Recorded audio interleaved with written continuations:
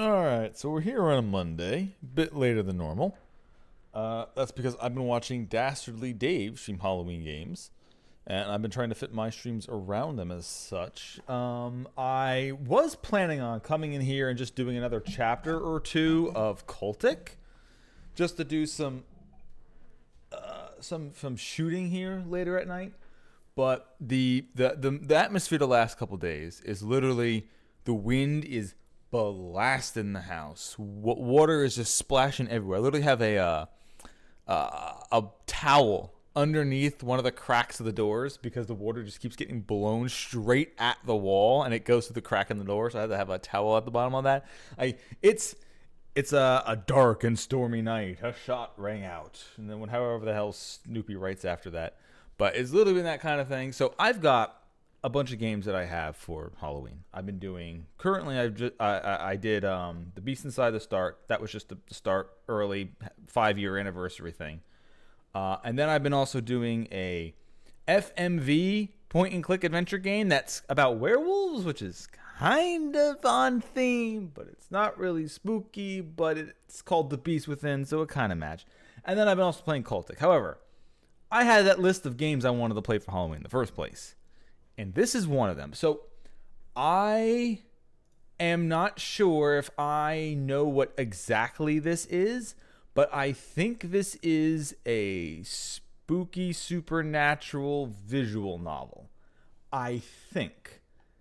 And I did have a good enough time. Well, not good enough time. I had a good time doing the other werewolf one. Visual novel that I read a couple months ago. I actually don't remember what the hell that one was called anymore. Actually, what the hell was that called? I don't even fucking remember. Anyway, but I had a good time doing that one, so I'm going to see if this game, which it should, fits the season. And I've been waiting to read something for a while, and it felt like it's a good enough mood outside in the last couple days. Square Enix! Oh shit, maybe it's an RPG. Whoops. That's not enough. I'm turning it down.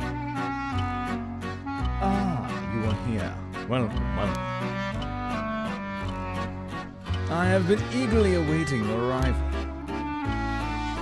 Allow me to introduce myself. I am the storyteller. Pleased to make your acquaintance. I shall be your guide going forward. Now then, before we begin our story, there are several things I must bring to your attention. First, this game uses autosave. The game will automatically save at a regular interval. You may stop playing at any time. Saving is a very important element of games. It is the only way to keep your memories in place. If you do not wish to rely on autosave alone, you can also save manually via the menu. Next, please look at the upper right of the screen. This is the menu button. From here, you can check the text log, view useful files, and switch auto mode on and off. You can also adjust the brightness, volume, and other settings in the options menu. For instance, if there is a store you prefer not to hear, you can mute it by setting the voice volume to 0. I suggest you check the brightness, controls, and other settings now before going on. Files updated. You can do this with the controller if you want. Okay. How to play Culture Society 7 Mysteries, Phenomena, and Curses, Gameplay Guide. How to play? Yeah. Look around. Look around those situations. You can actually look around. Okay. So now I'm not so sure this is a if it's not, who cares? Let's see. Fast forward. No, this is fast forward. Press and hold the cancel button to fast forward to the game. This will skip through the content regardless if you have previously read it or not. Auto saves. You can save. Changing settings. Already settings. You change the options menu. For example, you can set the voice volume to 0 if you prefer not to hear the voices. Which is what I might set it really low, just so you hear the voice acting, but I want to be the one who reads it. I don't want to sit here and listen to the whole fucking thing. That's the whole point of the stream, so that's probably what I'm doing. Can I skip person's interest? The storytelling. Files.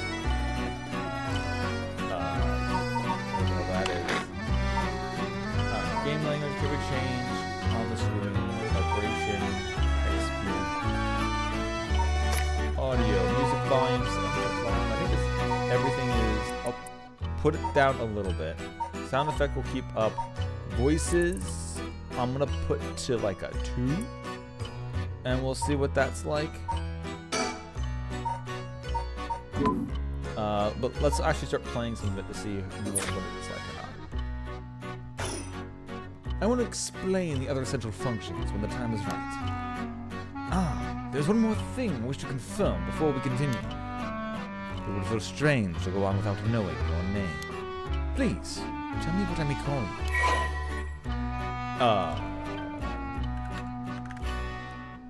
you. Yo, how's it going? I see. Iconport, is it? Motherfucker, that's not what I told you. Yes. Not certain you wish to be called. Actually, no. Oh, how rude of me. Please pardon my mistake. I was sure that's what you said, but it seems I was wrong. What came over me? Okay, so did he read like my Steam name? Okay, that's pretty cool. Let me try again. You wish to be called Port? I see. Very good. I seem to have gotten it right this time. Alright, now that we've been properly introduced, let's begin our story. From antiquity to present day, regardless of how society and civilization evolve, death has been a constant presence that none have ever escaped. Whether it is one's own or that's someone close, death is always a difficult thing to accept. This is an immutable reality, a value shared by all, no matter the age in which they live. In fact, oral traditions reflecting people's fears and prayers regarding death still remain: ghosts, spirits, and so on. Similarly, in an attempt to defy death, many curses, rituals, and customs have been born, from burning spirit incense to summoning the souls of the dead. Some of those secret arts are still being passed down to this day. On that note, Port, this may seem rather abrupt, but is there someone you wish to bring back from the dead? What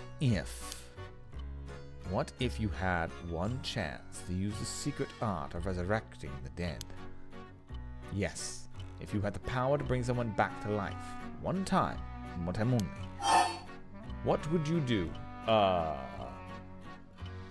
Okay, I'm going to be very, very straightforward on this one.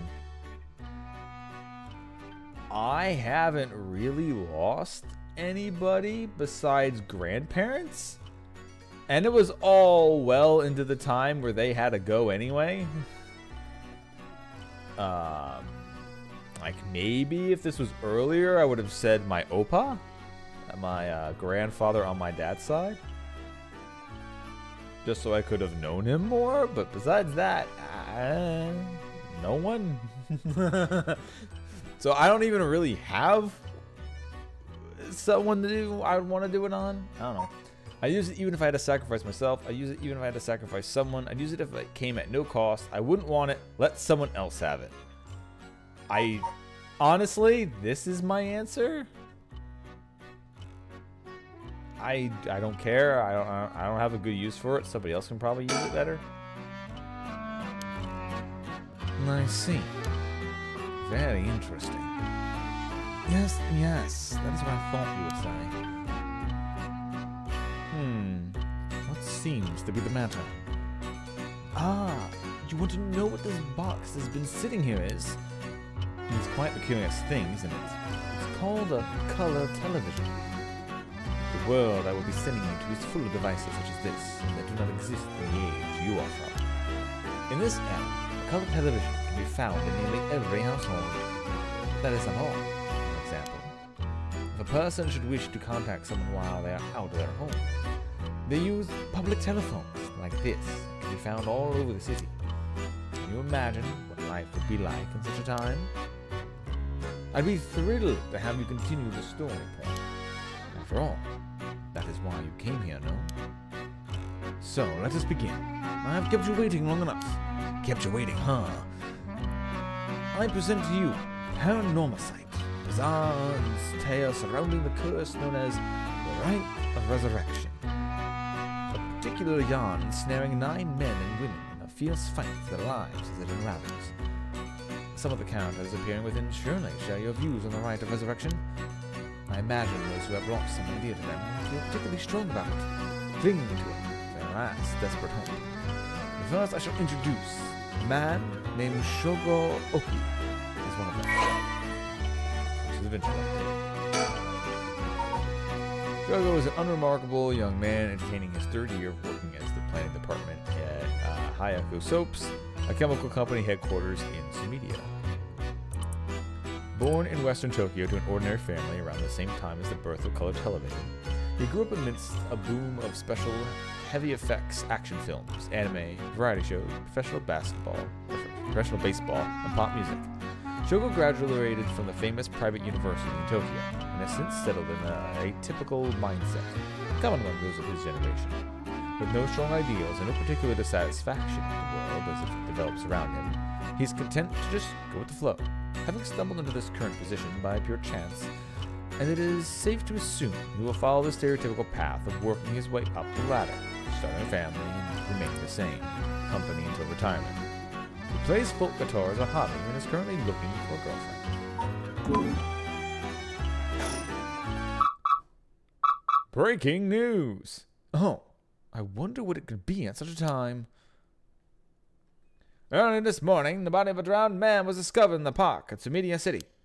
Police has identified the body as Shogo Oki, a 25-year-old man working at a company in the area.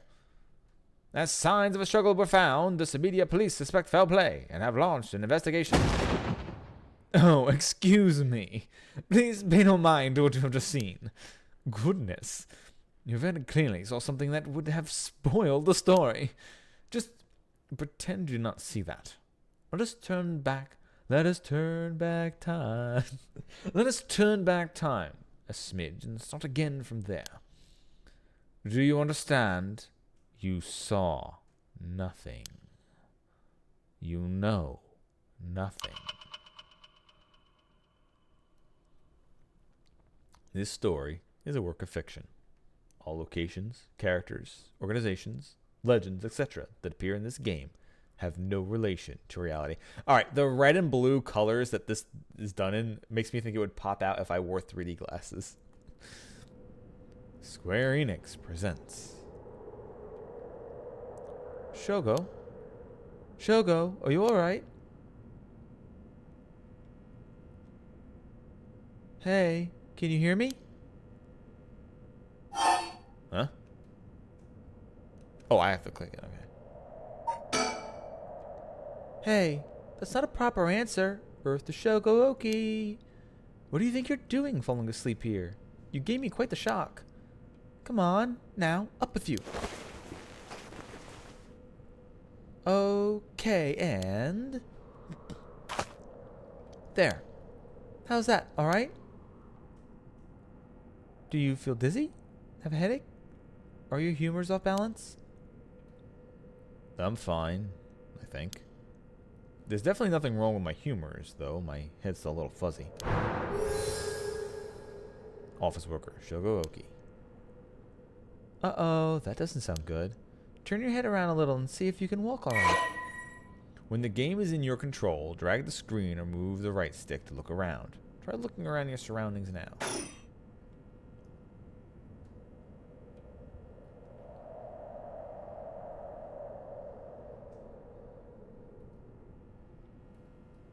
Actually, let me actually try using the controller, like, because it does seem to be set up for a controller. Let me, yeah, okay.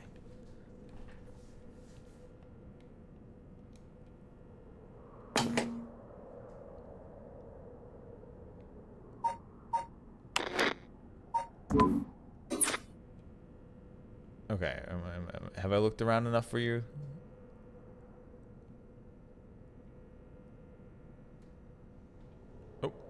Oh, good. You seem to be fine. What a relief. Do you remember anything? Like where we are or what you were doing?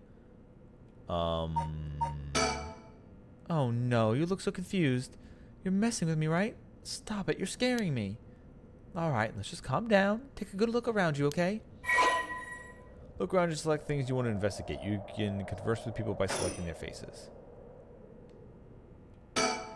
The telephone booths are all over town. The lights are always on so they can be used in an emergency.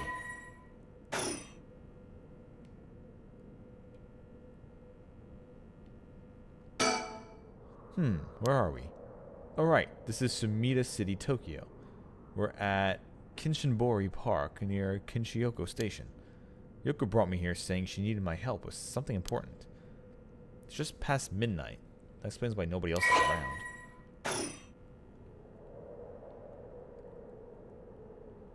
Okay, so I need to find the different things to click on. So it might be a bit easier to do with the mouse itself to have a bit more control over what I click on to make sure I don't miss something. That's an interesting looking playground. I bet it's crawling with kids during the daytime, but it's kind of peaceful here at night.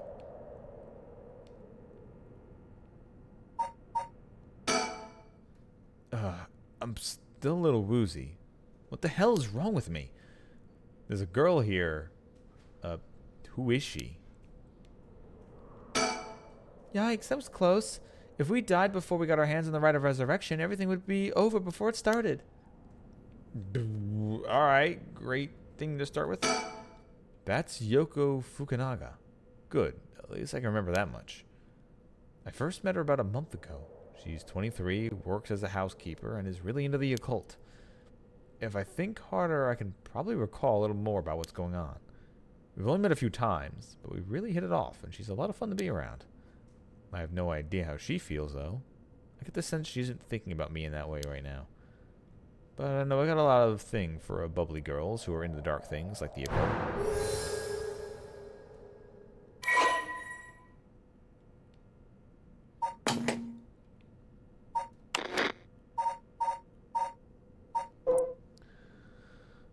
Yoko Fukunaga. After obtaining a junior college degree, Yoko started working as a housekeeper. Due to her ability to see things others cannot, she has received strange looks from a young age. This ability spurred an interest in the paranormal, which she continues to pursue to this day. Following graduation, Yoko worked a desk job at a trading company, but butted heads with her supervisor, who was skeptical of the supernatural and quit within a year. Now, while working as a housekeeper, she spends her days devouring mystery magazines and visiting haunted spots. As she vowed to live a true life to herself and never change for the sake of others, Yoko has no regrets about the path she has taken. Yoko has a dog, a Shiba Inu named Ogopogo, who has been by her side since she was a student.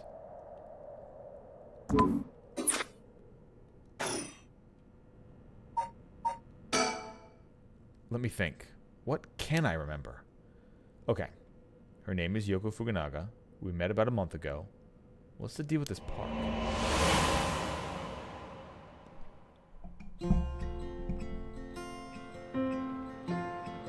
It was around noon on one of the days off. I had just finished running some errands in Kinshiyoko and was taking a quick break. I was just looking around absentmindedly when I noticed this girl loitering about. She was digging up holes in the sandbox and searching around the playground. She seemed to be enjoying herself, talking to the animal figures and petting them on their heads. My curiosity got the better of me before long, and I struck up a conversation. Hey, are you looking for something? Huh? Sorry. I must look like a total weirdo. Yeah, I guess you could say I'm looking for something. If you want, I can give you a hand.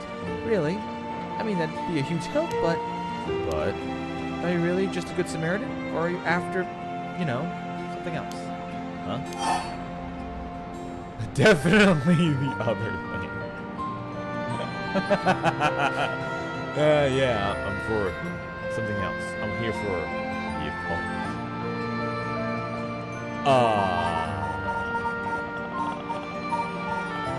I think if I say this, it's not going to be what I think it is. Also, do I have to lower? I think I have to lower the volume.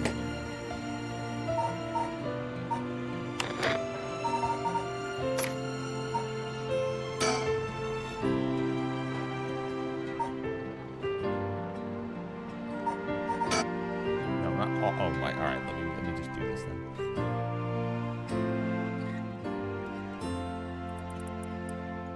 Okay.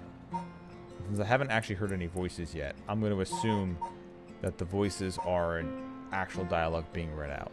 There we go. Definitely the other thing. Ah, you're funny. Hey, at least you're upfront about it. Okay, I guess I'll let you help me. Be warned, you might regret what you've gotten yourself into. No worries. What are you looking for anyway? Did you lose a bracelet or something? Not exactly. I'm searching for one of the 7 mysteries. Supposedly this is the location of the Whispering Canal. The what? Now I've done it. I bet you think I'm some kind of lunatic. The 7 Mysteries of Hanzhou. Did you know anything about it? I figured everyone around here would have at least heard of it, but I guess not. Hanzhou is what the southern part of Sumida is called. A long time ago, this part of Tokyo was split into 2 separate cities. The north part was Mukojomi, and the south part was Hanzhou. Huh. Am I boring you? Well, I'm not a local or anything. I just work around here. Oh, then no wonder you didn't know. Well, the 7 Mysteries of Hanzhou is a legend dating all the way back to the Edo period. Really? Is that old? That's like 200 years ago. Oh, I've got your attention after all. I just assumed it was part of those fake stories made up to chase the occult craze. I don't blame you. A lot of popular stories going around are pretty fishy. But the 7 Mysteries of Hanzhou are different, because they're all true. They're true? That's what I said. They're the real deal. So, hold on. What does that mean? You're telling me there's actually paranormal stuff at work in this park? Yep, pretty much. But there's got to be more to it. After all I still haven't found a thing. That was the first time I met Yoko Fukunaga.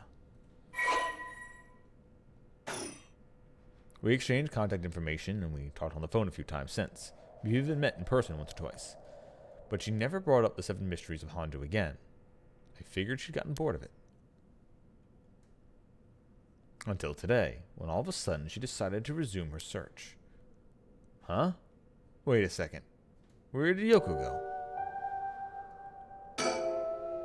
According to Yoko, the Whispering Canal, one of the 7 Mysteries of Hanzhou, is around here somewhere.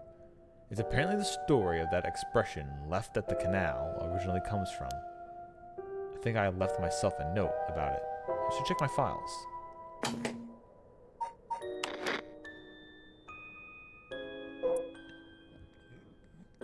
The 7 Mysteries of Hanzhou.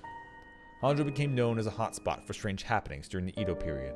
A number of these stories have survived to this day and become known as the 7 Mysteries of Hanzhou. While many of these were likely the result of people blaming things they didn't understand on spirits or monsters, the stories continue to be told as urban legends. Despite what the name would simply imply, there are actually more than 10 of these strange tales. The roots likely come from the stories told by the city's common folk.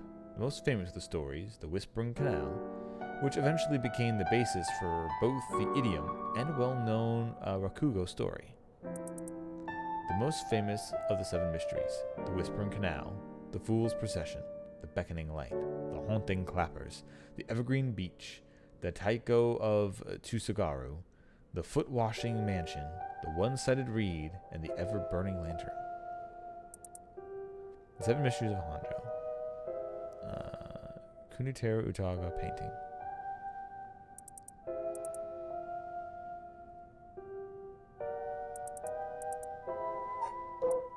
The Whispering Canal.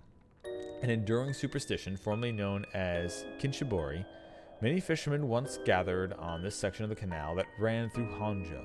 As their days came up to a close and the fishermen gathered up their catches, a terrifying voice would rise up from the canal, whispering, "Leave it behind. Leave it behind." Those who ignored the voice found themselves unable to move, and their previously full baskets of fish emptied. They would then be dragged into the canal, never to return. The strange phenomenon continued to occur, and the people began to call this body of water the Whispering Canal. Sumida City, Tokyo. One of the 23 districts of Tokyo, located in the eastern part of the city, it is surrounded by the Sumida, Arikata, and Kunaka rivers. At the start of the Showa era, the area was still divided into 2 districts, the southern Hanzhou and the northern Mukujima. But they were merged into one district after the Second World War. It is said to be named after the Sumida River and the banks that line it. Unlike the river, however, its name uses the characters for ink, rather than that for corner. Even now, people still frequently mix up the two. Despite suffering extensive damage from both the Great Kanto earthquake and air bombings during the war, Sumida managed to recover and come out on top every time. Once filled with samurai residencies, it is now home to a thriving industrial district and many residential zones, though evidence of its previous character can still be found all around the area. Major landmarks and tourist attractions: Eco Temple, former Yasuda Gardens, site of Akira Kozunosuke's residence, Honjo Matsushiko Park, Sumida Park, Tokyo Metropolitan Memorial Hall, and Mukujima Hayakan Gardens. Honjo. A location of the southern part of modern Sumida City, is considered mostly of swamplands until the middle of the Edo period. Although it wasn't originally considered part of the city of Edo itself, the area on the eastern side of Sumida River began to be developed once the Ryokogu Bridge was built after the Great Fire of Mirakiri. While Honjo is known for its large number of rivers and canals, many of these were dug during the area's urbanization for drainage and sewage. The Ryogoku Bridge area, home to the Eco Temple, eventually became filled with both people and shops. After a magistrate was assigned to the area and shops continued to pop up, it soon became a part of Edo proper, as its reputation as a lively place spread. Honjo, along with the other areas like Asakusa and Fukuokawa, are still appreciated today for their old-fashioned feel and architecture. Kinshibori Park. Opened in 1950. Conveniently close to Kinshinoro Station and surrounded on all sides by roads, this paved park is a popular spot for people to meet or relax. Kinshibori Park was named after the Kinshibori Canal, part of the South Rorigasui Canal, which could once be found nearby. In fact, the area's name, Kinshinocho, has also derived from the canal. I don't think I need to read Occult Craze and Telephone Booth.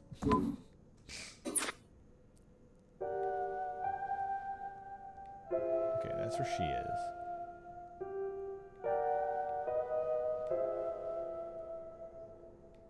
Yeah, quickly look up into the sky. We need to find the alien. There she is. She's back to digging up holes in the sandbox and searching around the playground. She seems to be enjoying herself, talking to the animal figures and petting them on their heads. No animal needs that much petting.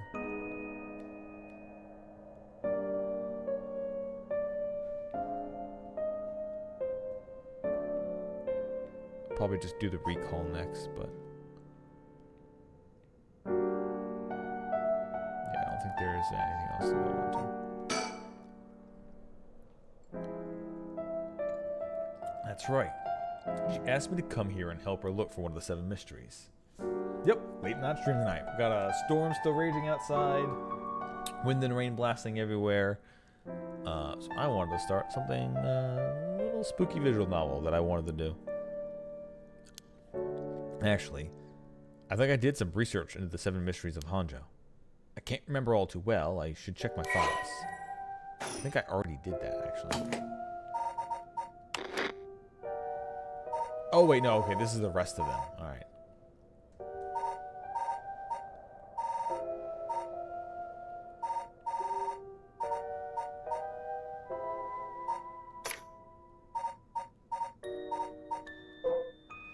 The Fool's Procession. An enduring superstition, a mysterious tale regaling an encounter had by a daimyo in his residence at the Honjo Ushijima, now Komagawa High School. When walking around his estate, he heard the sound of music, much like that of a kagura performance. He commanded his people to find the source, but no matter how much they searched, the music would fade when one neared the Rorigasui Canal. The source of the sound was never located.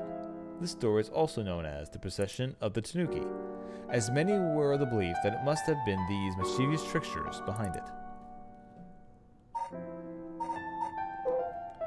The Beckoning Light. While walking along the road near Hoonji at night, one might spot a hazy lantern light up ahead. Despite there being no one around, following it will cause it to go out suddenly when getting near.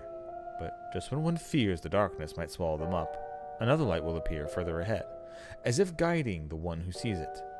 Some say the flame is benevolent, leading people to their homes, while others believe it is a monster leading people astray. Some even believe it is the vengeful spirit of someone that died, luring the lost to the land of the dead. The haunting clappers.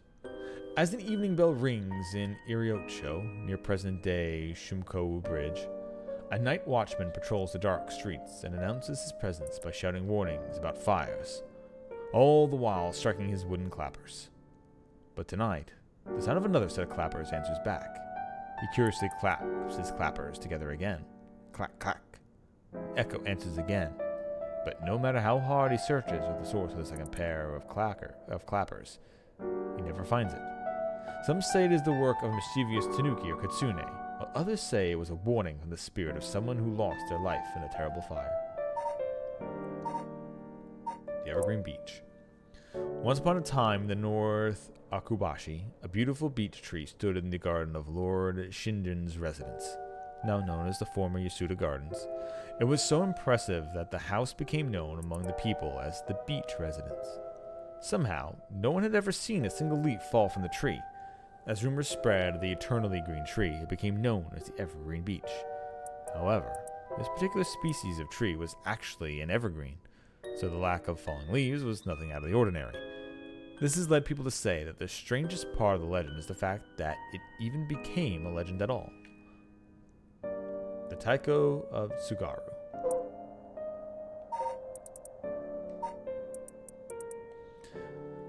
There once was a daimyo from the Hirosaki domain in Tsugaru who built a residence in Midorocho on a large piece of land.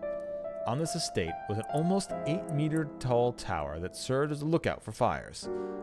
Only a designated firefighter was allowed to use the large drum at the residence atop the tower in the event of a fire.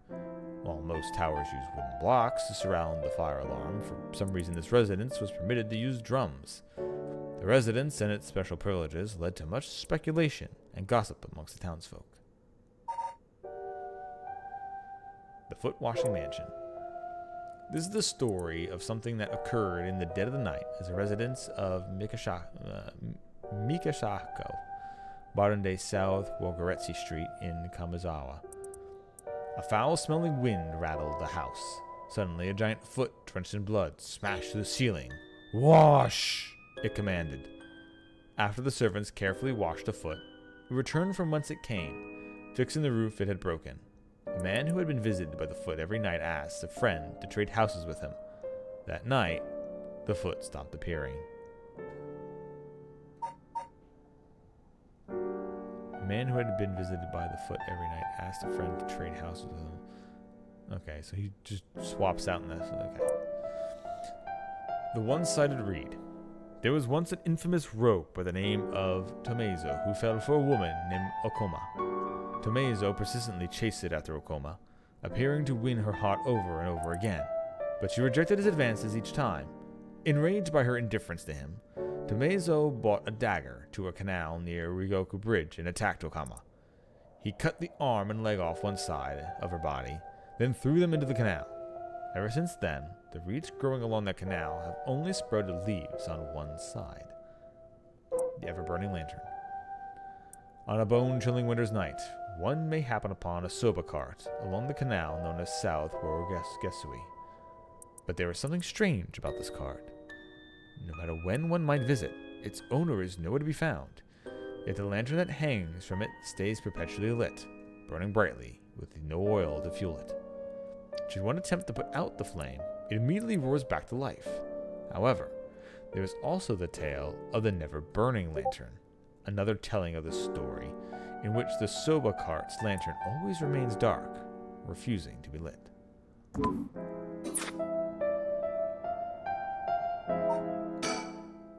Actually, I think I did some research on the 7 Mysteries of Hanjo. I can't remember all too well. I should check my file. I did?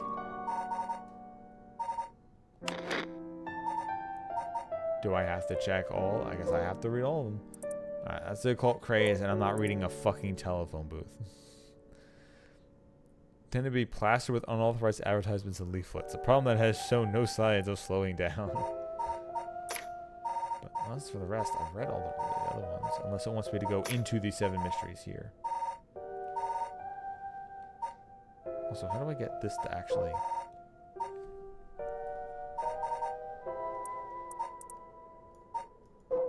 Yeah, that one's blank.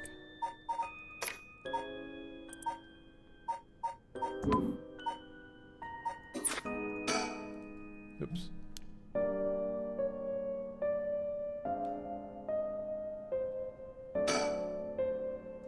Oh wait, she's coming back this way. Hey, what was that just now? Huh?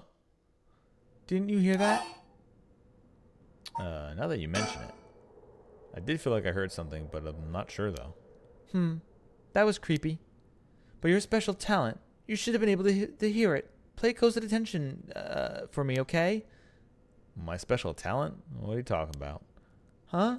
I mean, your spirit sense. You look like you can handle your liquor. Huh? I have no idea what drinking has to do with it, but I don't think so. Well, you must. I mean, you can see me, right? Huh?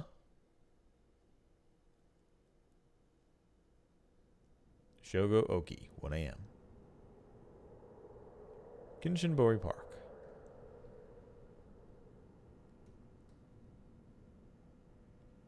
So, what, you a ghost? Wait. You're kidding, right? About what? I mean, just now.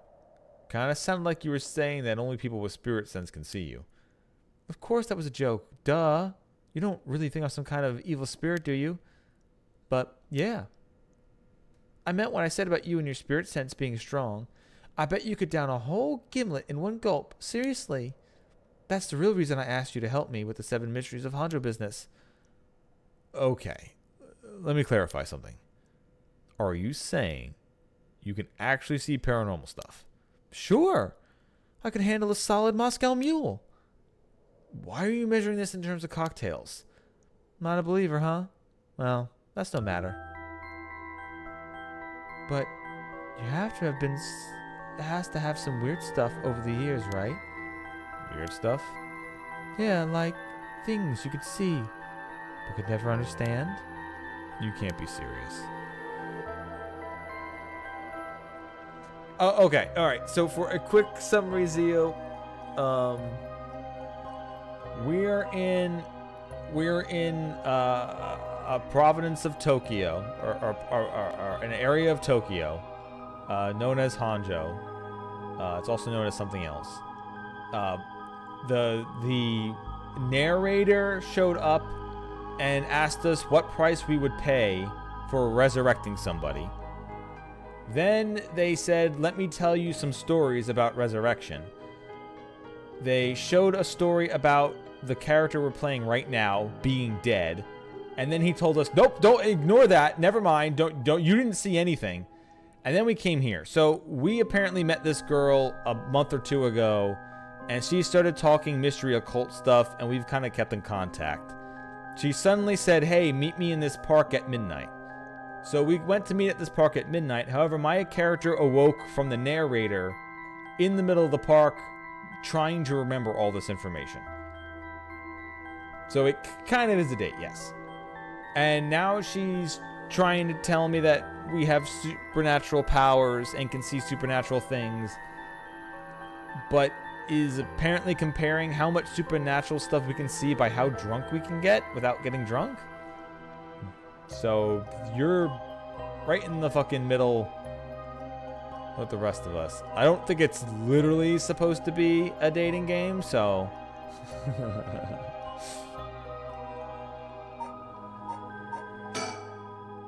I've gotten most of my memory back, but I still feel a bit out of it. About spirit sense, about alcohol. Alright, guess they go down the list. I've seen ghost photos in magazines before, but are you telling me they really exist? You bet they do. But you can only recognize them if you really believe in them, so be careful. So, even with my skill, I won't be able to see them if I doubt they exist? That's right. The spirit world is all about the mind and the soul. You won't be able to see a thing unless you're properly in tune. But sometimes people get caught up in the moment, thinking they might actually see something, and they really do, because they believe they would. Is that how it works? Yep. Just like drinking, you'll never know how much booze you can handle unless you're ready to down some shots. I'm still not sure I get the drinking thing. You know, I realized how strange it was that the words that left my mouth. Yeah.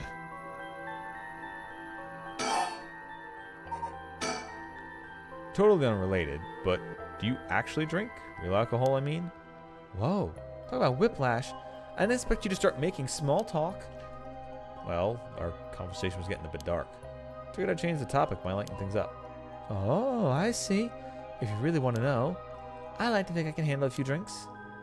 But to tell you the truth, I never actually had a Moscow Mule. Really now? I just thought it sounded cool. I'd like to try it though. Why don't we go for a drink sometime then? Oh, are you asking me out? So you were after something else. No, that's not what I meant. I'm just kidding. Yeah, I'll be up for that. But only if we find one of the 7 mysteries. Alright then, let's get to work. I just remembered, I actually did some research on the 7 mysteries of Hanjo at the library. You did? What did you find? Well, I discovered a few interesting things. Oh, tell me everything. Although they're called the 7 mysteries, the literature lists 9 of them. Oh, I'm surprised you picked up on that. Nice researching.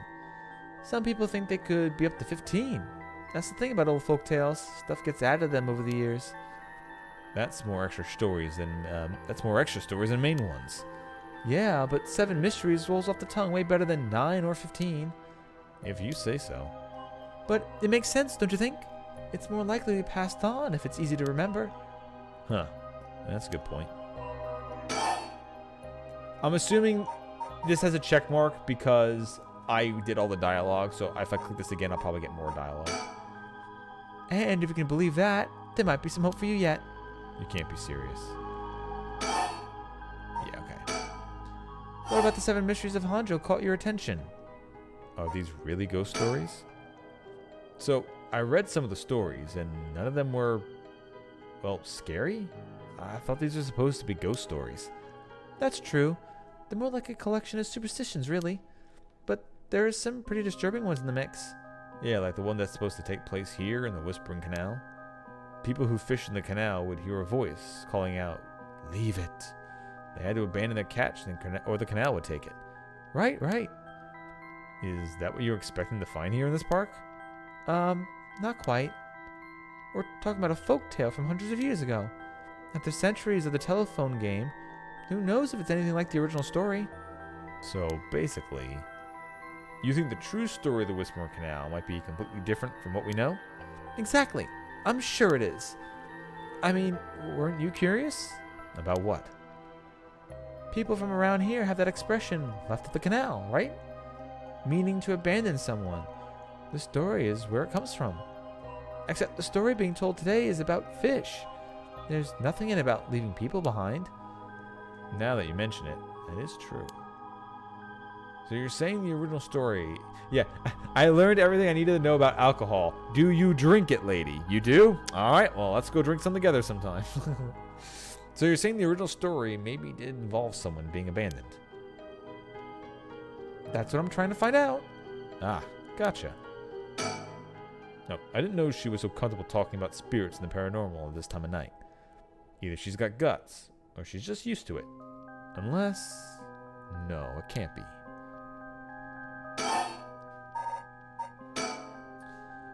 Oh, by the way, we're talking about the rite of resurrection? Oh, your memory is strong as your tolerance. I'm gonna start calling you Martini Man Shogo. I'm really climbing up the drinks menu, huh? So, you know about it, huh? The Rite of Resurrection? A magazine ran a feature on it recently that got practically everyone talking about it. Really? Maybe that's where I heard about it. Still, I don't know. Seems a little too far-fetched to be true. So, the Rite of Resurrection? It's the forbidden art of bringing the dead back to life, concocted by a famous onmyoji?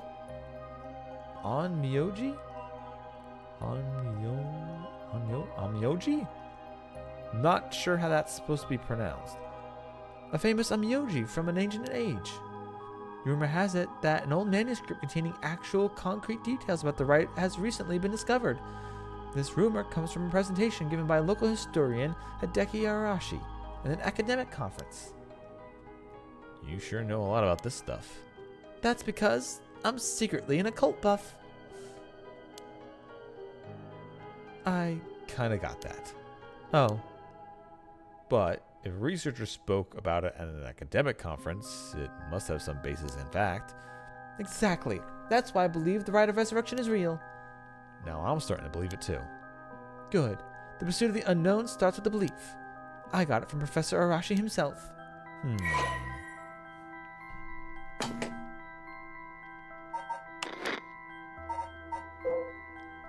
As indicated by its name, the manuscript holds detailed instructions on how to perform the secrets of reviving the dead. This forbidden ritual said to have been devised by a once famous Omnioji. Local researcher Hideki Ariashi recently discovered the old manuscript and gave a presentation on it at an academic conference, sending ripples through the field of occult studies.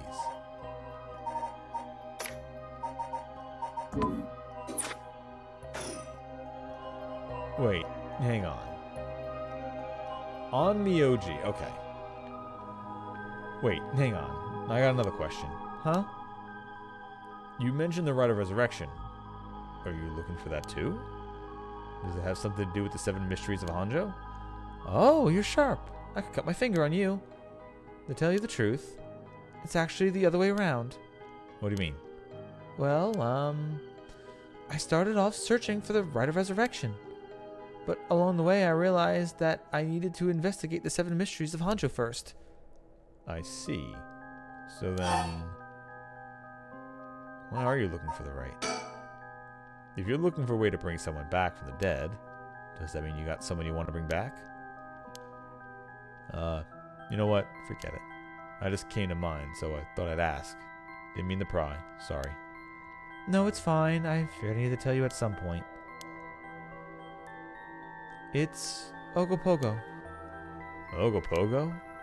Yeah. I wanted to bring Ogopogo back to life. He died in an accident about a month ago.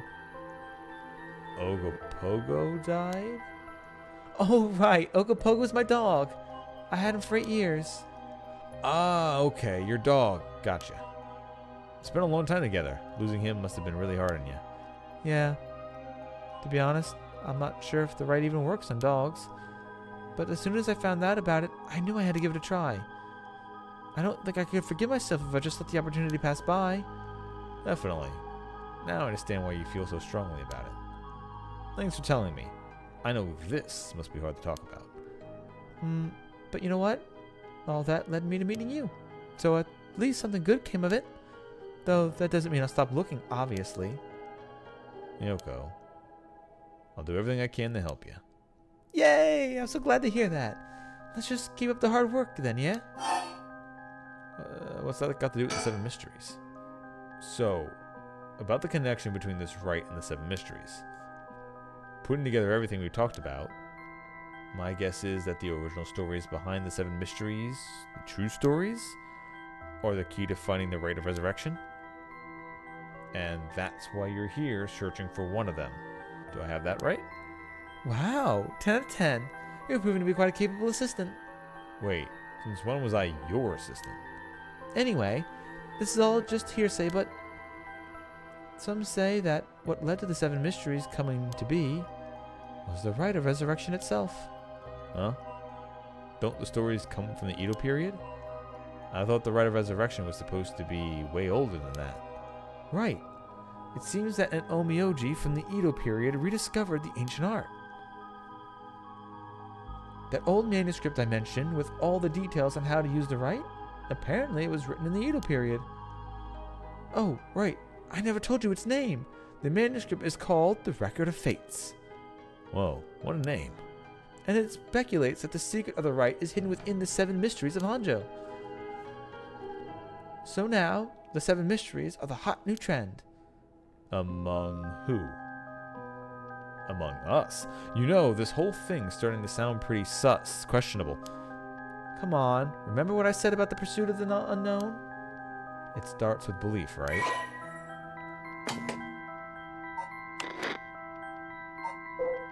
an old manuscript from the Edo period written by the sorcerer who recovered the rite of resurrection.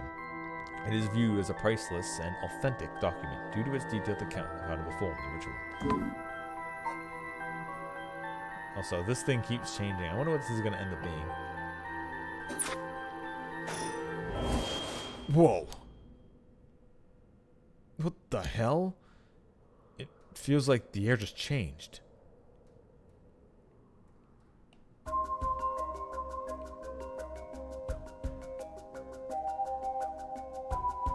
Okay. Nothing behind me. I was expecting to turn around and there be something there. I feel eyes on my back. I can't move. Is there something behind me? She wants you to pull her finger. Yoko, are you okay? Hey, what's wrong? Stay with me. No, this can't be. No. Seriously? I literally have free roam to look around. Is the litter? You don't like the trash?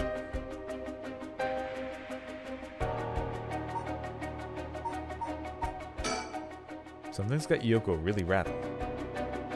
You think?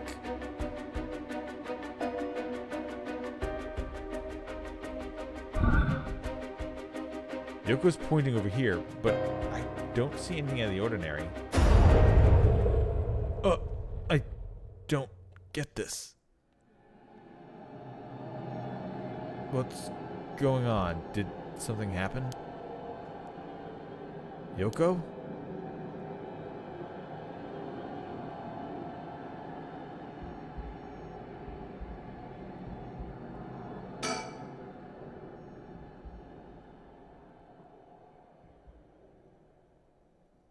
Huh?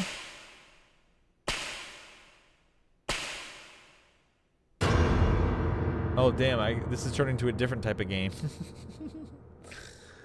Huh? What the hell? What is... Something's... What is it? Why is this happening?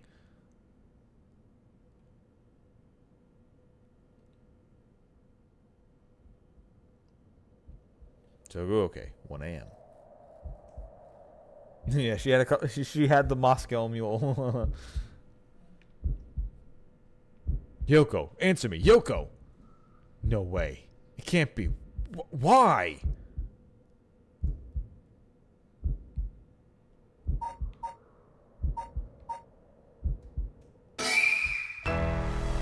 Ah! What the hell just happened? No, damn it, I got bigger problems than the jump scare ghost, I guess. Yoko, just hold on. Everything's gonna be okay. Oh god, she's not breathing. She's cold and I don't feel a pulse. This can't be happening. Okay, an ambulance. Right, I gotta call an ambulance. I need a phone. The phone, I need to call an ambulance. The phone, get to the phone, get to the phone, get to the phone, get to the phone, get to the phone, get to the phone.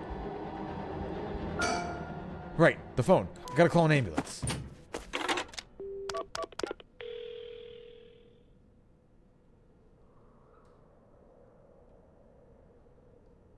I called it in. The ambulance shouldn't be long. But is it going to make a difference? Her body's gone stiff and her skin is cold, and I don't think she's breathing. She looks more like a mannequin than a person now. I don't think there's any coming back from that. I don't get it. Just a few minutes ago, we were chatting away without a care in the world. Yoko. How did this happen? How could someone so bright and bubbly just suddenly drop dead? Resurrect her. Huh? Oh, that's right. If that rite of resurrection she was talking about really does exist, there might be a way to bring her back. If someone can just drop dead out of nowhere, like they were cursed. The ghost is framing me for murder. Ooh, I'm gonna kill this random girl and blame it on you, sucker! And why shouldn't there be a way to bring them back to life? Yoko believed in it, so if I believe in her, it seems completely possible. maybe, just maybe, I can still save her. Even if I got to deal with the spirit senses and curses and whatever, I've got to try. Wait for me, Yoko. I promise. I'll use the rite of resurrection to bring you back. Right before she died, I felt a strange presence a few times. And it seemed like she saw something that shook her to the bone. There's definitely something strange going on. And maybe it's still here. Oh yeah, so how was your first date? Well, we met up in the middle of the night. I lost all my memories and I had to literally go through an entire notebook to remember what I was doing. Then my date died. And then I decided to go find some mysteries. And what was that middle part? Oh, my date dying? Oh, yeah, don't worry. I'm going to bring her back with the rite of resurrection. What rite of resurrection? Oh, the one she was telling me about right before she died. There's definitely something strange going on. Maybe if it's still here. What could she have seen? She mentioned that the rite of resurrection and 7 mysteries were connected. So maybe, whatever it was she saw, had something to do with the Whispering Canal. What? Damn it, that presence again. It must be around here somewhere, but where? True, it's not a murder. If you don't end up, if they're not dead in the end, it's not a murder, only an attempted murder. Huh? There's something on the ground. Did Yoko drop this? I didn't notice until now, but there's a small wooden sculpture by her side. It's 3 or 4 centimeters tall. It looks like it could be a keychain, but from how rotted it is, it's way too old for that. Despite how tiny it is, I feel an almost palpable malice radiating from it. What the hell is this thing? Cursed stone acquired. The Whispering Canal.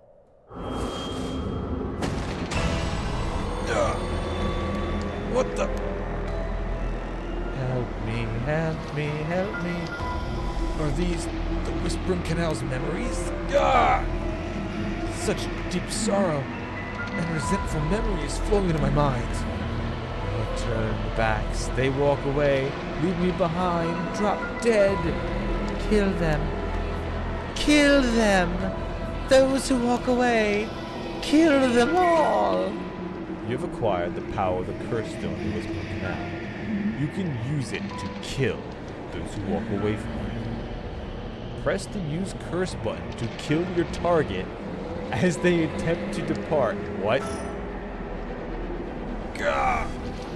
A murderous impulse seeps into my soul like thick black tar.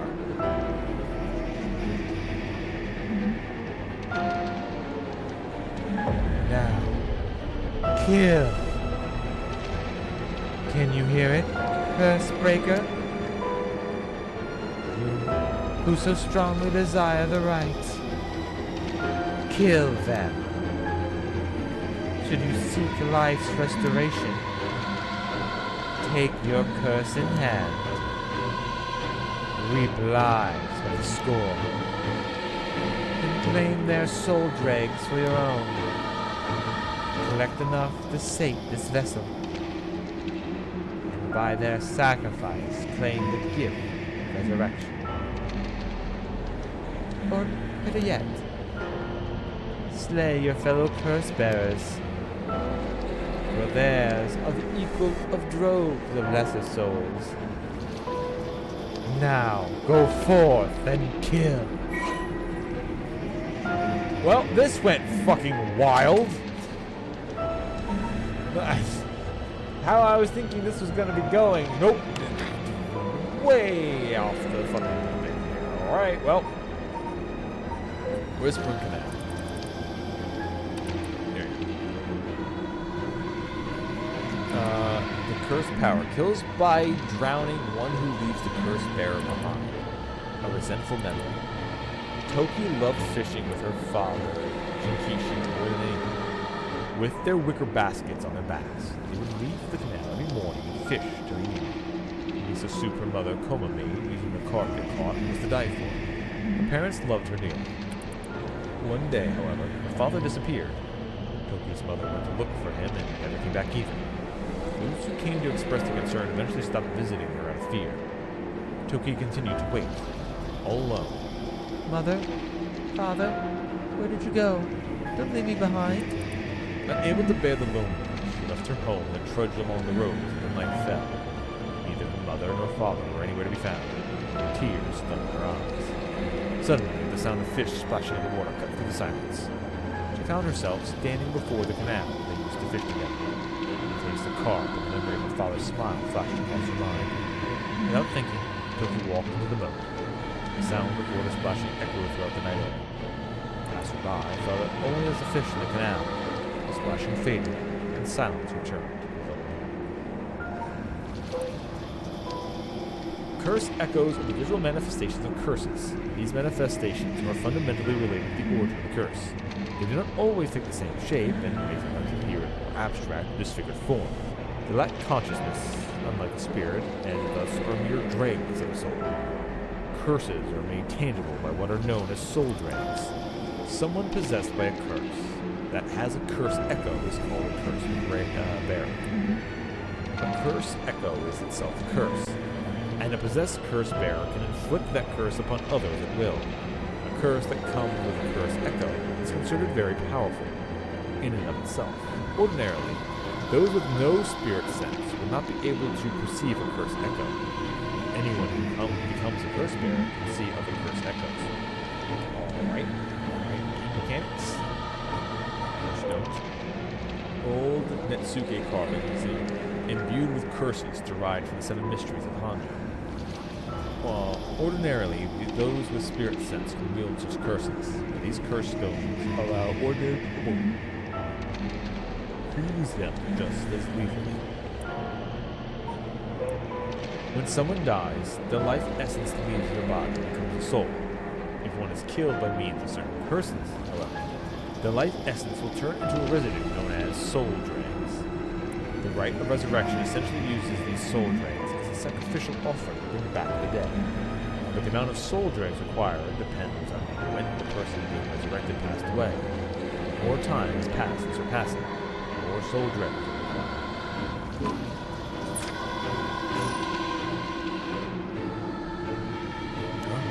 What the hell was that? It was like the curse's memories flowed directly into my mind. In an instant, I understood everything. When I picked up this cursed stone, the Whispering Canal must have cursed me. I also heard a strange voice. It told me that if I want the right, I have to kill a bunch of people with this cursed stone and collect their souls. I guess it's good to know that the right really exists, but this thing wants me to kill people to get it? Screw that. Putting my own life on the line is one thing. Murdering other people is another thing entirely. And not just one person either. Scores, it said. So this is the curse of the Whispering Canal, huh? A curse that traps the soul of anyone who tries to walk away from me? But if I use it and collect enough souls, then I'll be able to bring Yoko back? And there was something about other curse bearers being worth more soul dregs. Jesus. I'm really at a loss here. So is this going to turn into is this going to turn into like a Death Note kind of situation, or a death game situation? Not Death Note, death game, where it's like me and the other curse bearers are going to try to kill each other so we can get our own resurrection, or whoever we're trying to resurrect. Does that mean one of the curse bearers just fucking killed Yoko? But she had a curse on her? Or maybe it's where they killed her? Huh? It feels like I'm being watched. But from somewhere. Where are you?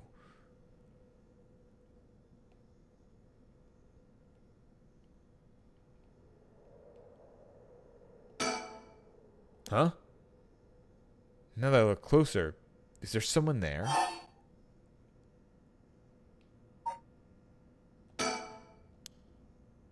They must be ignoring me on purpose.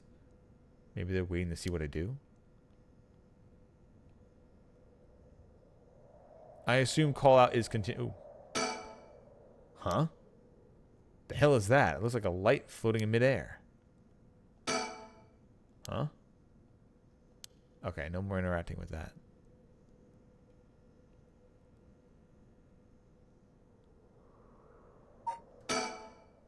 Now I've got my own cursed stone and the curse of the Whispering Canal. I'm in way over my head. Was Yoko the one who dropped this cursed stone? Does that mean she was the previous owner of the curse of the Whispering Canal? Then, did she know what the rite of resurrection involved? Yeah, was she going to try killing me?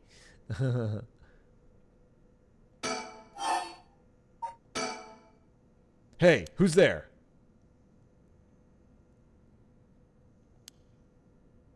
Oh, my. How unexpected. It was your curse that killed that poor woman, I take it. What? Got your tongue, Mr. Oki. Huh? That man, who is he? He looks like to be in his 30s or 40s. He's all dressed up in a suit and tie, but somehow he looks real shady. What's he doing here? Was he watching us this whole time? Something tells me curses are nothing new to him. If he's one of the other curse bearers, then I need to be careful. He might be here to kill me and take my curse stone. But by the same token, killing him will net me a lot of soul dregs. Whoa, it's coming closer. Is this another of the 7 mysteries? It looks like a will-o-wisp, maybe? Was there anything like that in the 7 mysteries? Yeah, the lantern that's supposed to be guiding people. It's hard to believe she was full of life just a few minutes ago.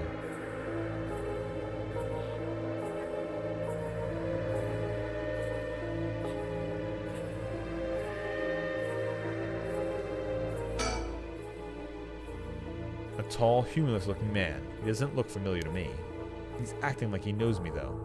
Have we met somewhere before?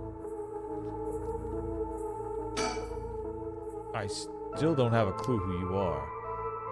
How do you know me? Have we met? Dear me, it is always humbling to find that one is not as well known as one believes. Perhaps my name will help you remember. I am Takumi Yumioka. Takumi Yumioka. Does that ring any bells? I think I've heard that name somewhere before, maybe? So, you do not even know my name. How disappointing. Disappointing, but fortuitous. Mysterious stranger Takumi Yumioka.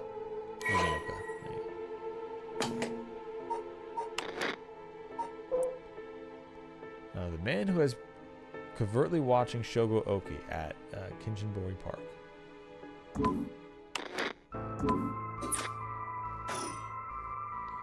Well then, Mr. Oki, allow me to make you a proposition. You have a cursed stone in your possession. I would like you to give it to me. How do you know? How do you know about that? Why, I saw the whole thing. That doesn't explain how you know what a curse stone is. Even I barely have a handle on it. You know about the 7 mysteries of Hanjo and their curse stones and all that, don't you? But of course, those curse stones, they are terribly dangerous things, capable of killing without a trace so long as the conditions are met. I hadn't thought of it that way, but yeah? Imagine what might happen if one fell into the wrong hands. They would be safer in mine. Don't you agree? Although it seems I arrived too late to stop you from killing that poor woman. What are you? That wasn't me. I am willing to overlook your indiscretion, but only if you give me your curse stone. No way in hell. For all I know, the wrong hands are yours. Very well. I had hoped to settle this amicably, but you leave me no choice. This Takumi guy must have the curse stone of his own. He must have, he can't have. I mean, if he knew that I did it, he must have? could be completely wrong. I don't want to. I don't. Oh, we're gonna do this. We're gonna make an actual manual save. You must have. At least it'd be safer to assume so. It would explain how he knows so damn much. So he can kill me instantly, as long as he fulfills his stone's conditions. Until I know what those conditions are, I can't make any sudden moves. I have to keep him talking, learn what I can, and figure out a way to get the curse out first. How can I get him to leave me behind? Though, it would be a waste not to take his chance to find out about the other curse bearers. Okay, so the Will-O-Wisp here. The story for the Will-O-Wisp is...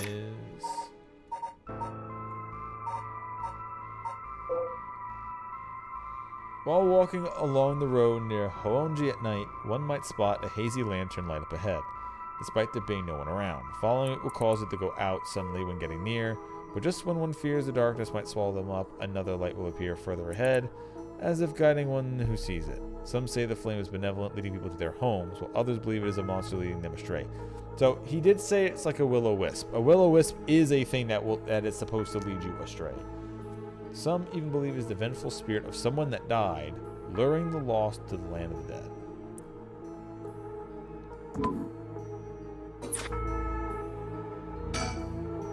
It's creeping me out, but it's staying put for now. I should probably leave it be. If I want to use my curse on him, I have to get him to walk away and leave me behind.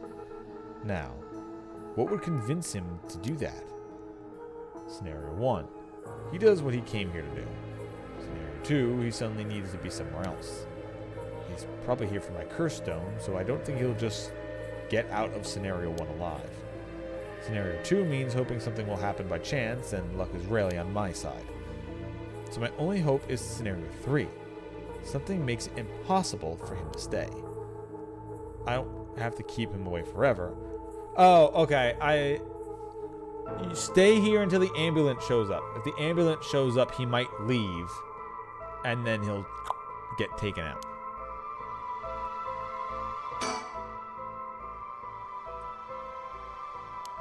He hasn't taken his eyes off me for a second. Even now, he's still staring right at me.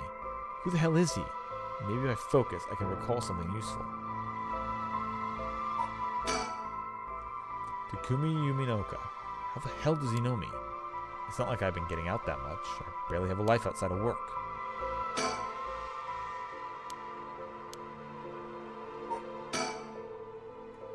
I don't have to keep him away forever. I just needed to get him to walk away once.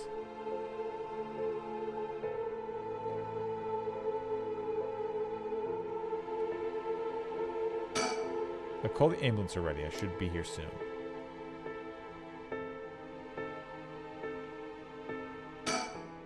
I need a topic that'll keep him talking. My best would be about Takumi, about Yoko, about my curse stone.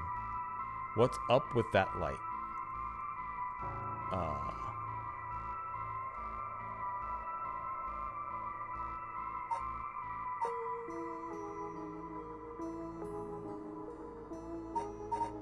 Let's see Yoko. How do I know it wasn't you who killed Yoko with your curse? Mr. Oki, if you're hoping to trick me into revealing whether I possess a curse stone, I assure you, you cannot. It is your curse that was responsible, Mr. Oki, no matter what you might tell yourself. That doesn't make sense. I only found this after Yoko died. Oh. Don't play dumb. I know you're the one who did this. Whether you choose to believe me is your prerogative, but you are mistaken. But you should know that multiple curses awakened at once at the stroke of midnight. There are many other curses in Hanjo, and many other curse bearers.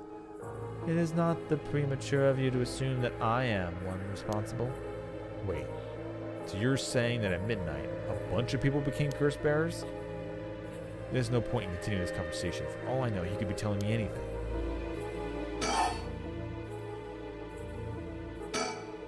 Before I give you my curse stone, I want to know who you are. I need to know if I can trust you. A reasonable enough concern. Very well. I am an associate of the great sorcerer Suijin Gamiodo. Suijin Gamioto. Indeed, you must have heard of him. I believe he was recently featured in a certain magazine. Your unfortunate companion there came seeking his counsel not a few days ago. It was from her that I learned your name. I thought she would have mentioned me to you, but it seems that that was presumptuous of me. And when did this happen? Why, just 2 or 3 days ago. Gotcha. Yeah, I'm not buying that. He knows I don't know who he is, so he's just trying to feed me a story. I've only known Yoko for a month, but she never mentioned going to see some mystic. Although it is Yoko we're talking about here, so it's hard to say for sure. I hope that is enough to convince you that my hands are more than trustworthy.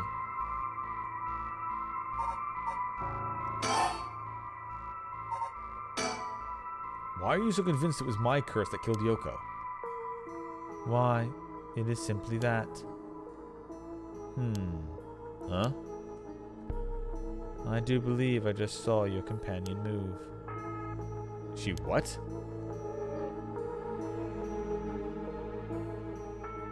Yoko? Wait. She doesn't look at me. Yep, I fucked up. And he just kills me. No! Damn it all. Fell for the oldest trick in the book.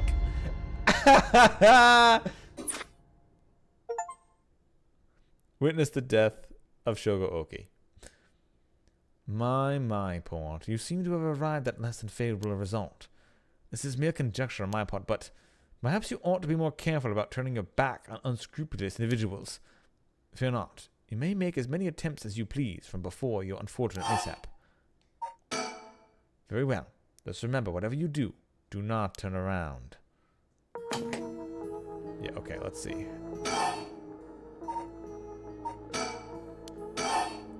Okay. Not about my curse stone. What about the other curse bearers? For each of the 7 mysteries, there's a curse and a curse bearer, right? Do you know any of the others are? And what would you do with that information? Your intentions are nothing untoward, I hope.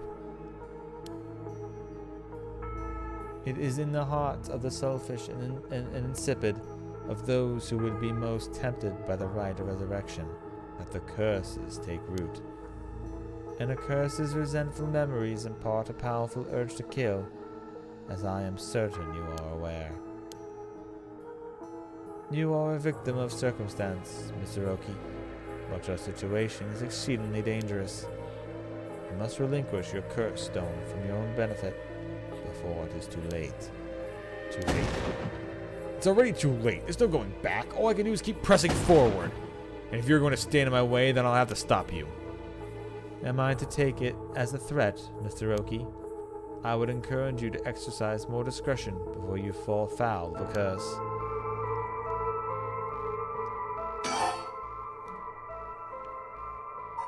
I don't really want to address the light, because if Yoko died from a curse and it wasn't this one, and she died from his curse, it's probably because she acknowledged the light, and that's what ended up killing her. So I'm going to assume not mentioning the light at all is the best route. But I don't really want to talk about my own curse stone, but we're all just kind of just wasting time, so. What do you want with my curse stone anyway? I intend to seal it away in a secure location, so it may never be used again. I am certain that you, too, would rather be free of its burden. The power to kill without fear of consequence is, in itself, a curse. There are many ne'er-do-wells in this world who would not resist the urge to use it. All the more so if promised a chance to resurrect the dead. You'll seal it away? How? I will put it in the care of a sorcerer who is well versed in supernatural matters. If I have gained your trust, I must ask you to hand me your curse stone.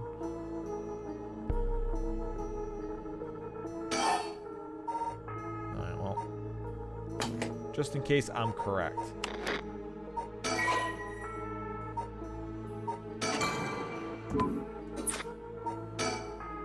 What's up with that weird ball of light?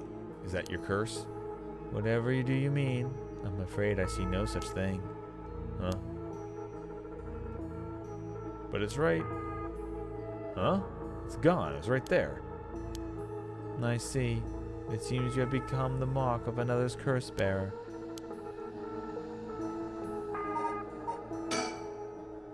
Yeah. Wait, that's it. My work. That's how he knows me. I never actually met him, so it's totally slipped my mind.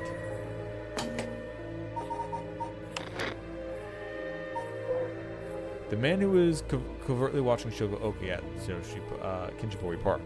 Takumi is the secretary to the chairwoman of Hyaku Soaps, a chemicals company headquartered in Sumida City. Takumi worships the company chairwoman, Natsume Yamamori, and demonstrates his unwavering loyalty through his swift and exact execution of every task given to him. Just as Natsume Yamamori continues to exert tremendous influence over the company since her retirement from the presidency, so too does Takumi continue to support her beyond the scenes, acting as Natsume's mouthpiece, and in this capacity has earned him the ire of the current president and the board of directors. Takumi knows the names and faces of not only all employees at the head office, but also the temporary workers in their factories and warehouses, and even the main suppliers. Alright, so he's a very big higher up, and apparently under the service of another possible fucking psycho. Suijin Gamioto, my ass. This guy thinks he can sell me anything. But I don't know if having figured that out helps me much right now.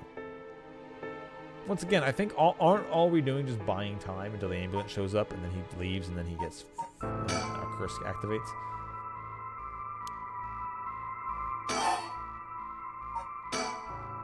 Suijin Gamioto, my ass. I know who you are. You work at Hyaku Soaps, just like me. You're the chairwoman's secretary. Well, that took you long enough. Your lack of company loyalty is frankly astounding. Allow me to reiterate my request then, not as a stranger, but as your superior. Hey, we're not at the office. You don't get to push me around like that. Why is our chairwoman's secretary even out looking for curse stones anyway? I refrain from revealing myself precisely to avoid such questions, but I suppose needs must. Since the dawn of the Showa era, the land of Honjo has nurtured our company's growth, and vice versa. It is our duty to ensure that curses do not take root in this land we know as our home. I'm not sure I buy that. Like many things, it is not a matter that concerns the rank and file. The chairwoman has no desire to spread fear throughout our beloved company's birthplace. Now, if that is all, I must insist that you hand me your curse stone.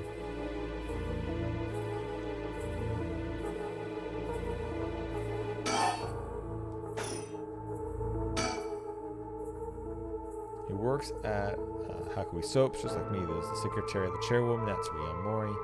No wonder I didn't recognize him. He's way above us lowly peons. I've only ever seen him in the company bulletins. But he knew who I was. Could he have memorized the names and faces of everyone in the company? The cold night air feels like it's pressing down on me. Just standing here makes me want to scream. But I got bigger problems right now.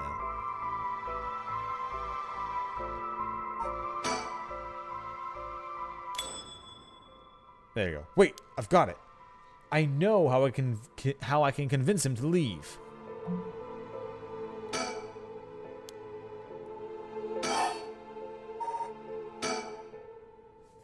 Oh, crap, I totally forgot. What is it? Oh, right, I forgot to mention. I called the ambulance. It should be coming any minute now. An ambulance? Have you lost your mind? They will arrive to find you standing next to a corpse, alone, in the dead of night. No doubt they will hand you over to the police, who will have some questions for you. Probably. But I'm sticking with Yoko. Unless you want to join me in an interrogation room, we better get out of here. You're telling the truth, I see. Now getting closer by the second. I cannot afford to be waylaid at this juncture. I fear I must take my leave. Okay, so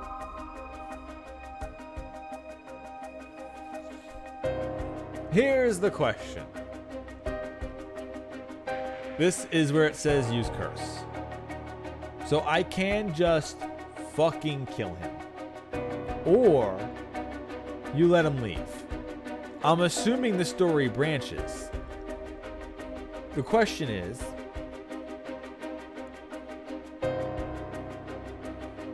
okay, so here's what we don't know. He could literally be telling the truth. He thinks I'm a curse bearer. And he wants to fucking get rid of me. So he literally, like when I turn around, he literally just kills me and goes. He just kills me, takes it, and goes.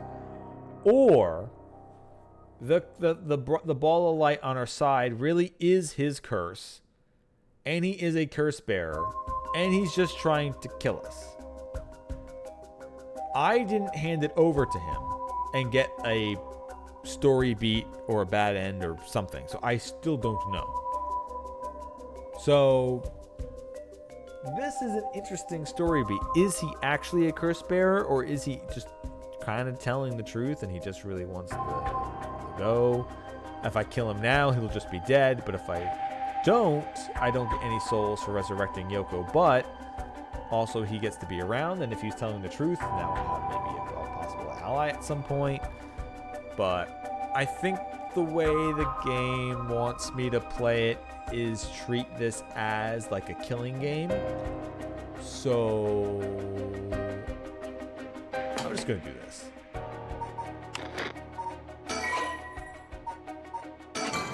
Save there, and a save there for right now.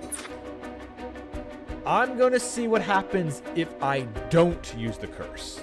I really want to know if I try not killing, is the game just going to give me a bad ending?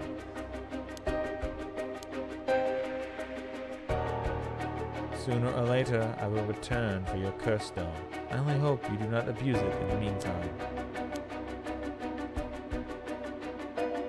Well then, I bid you good evening. Gah! Shogo Oki, you dare!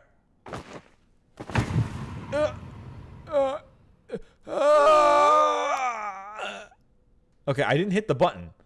So, I wonder if me hitting the button mattered or not. Let's see.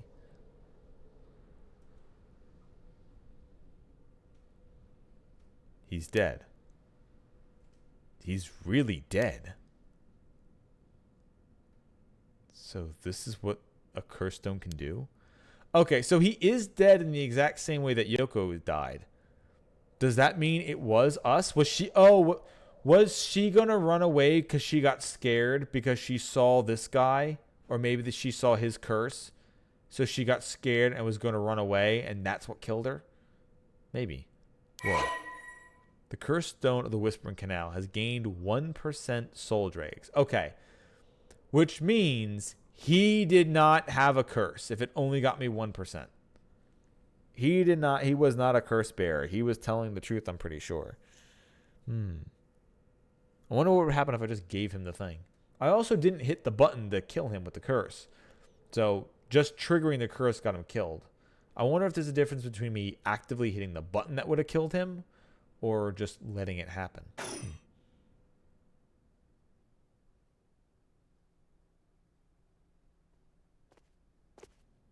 Shogooki, 2 a.m. Concede Shoera. I left the park immediately. I felt bad for leaving Yoko, but I couldn't stay there. The emergency medical services will probably take care of her body. Takumi's too. This will be all over in the news tomorrow. But until then, at least I know she'll be in a safe place. Alright. I have to find my next sacrifice quickly. I've got no time to waste. I need to find the other curse bearers and collect their souls. Killing Takumi barely got me any soul dregs. I guess he mustn't have had a curse bearer after all. Yeah, he's probably working for one. It's not enough. The soul of a non-curse bearer amounts to little more than a leftover breadcrumbs. I have to think of places where the other curse bearers of the 7 mysteries would be. The curses were activated at around midnight. The others are bound to be still active. I should check to see if there are any other places with connections to the mysteries nearby. At the very least, another curse bearer might be thinking the same as me, meaning I could run into them. Let's see. Which of the 7 mysteries are closest? Okay, I am going to save slot 1. And then I am going to load the slot 2.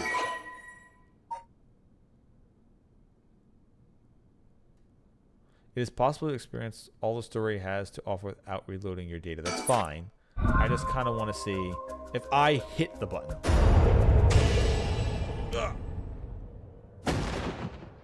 Okay, so it's the same thing, but I activate it.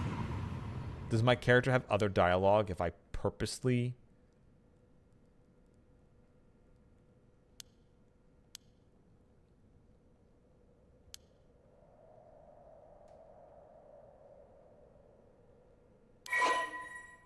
Okay, it's still just 1%. All right, that's what I wanted to figure out. It's going to activate regardless.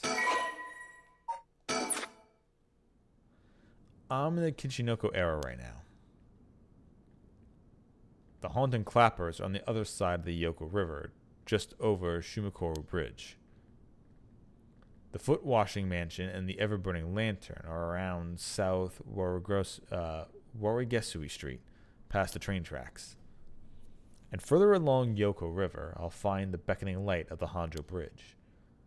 Those are the 3 places the closest. I guess I should start there.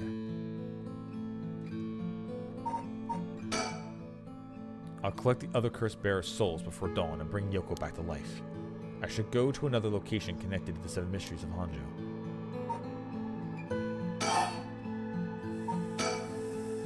The Cursed Stone of the Whispering Canal, one of the 7 mysteries of Hanjo, is currently 1% filled with soul dregs.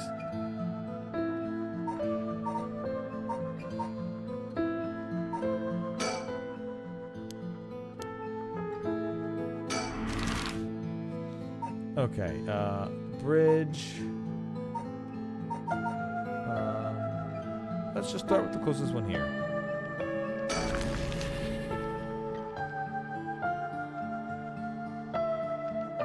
Shimoku Bridge area. The Shimoku Bridge is supposedly where the bell from the Haunting Clapper story used to be. I wandered around here for a while, but I didn't see anything interesting. The only thing I found was what looked like a 100 yen lighter someone threw away. I don't know if the curses are vulnerable to fire, but maybe I'll find some use for it.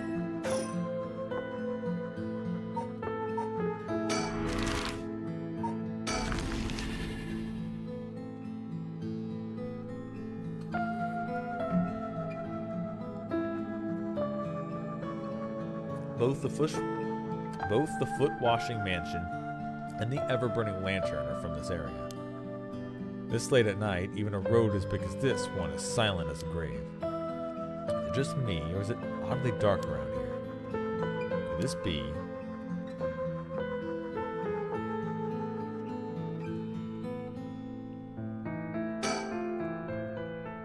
I know it's past midnight, but it still seems oddly dark around here.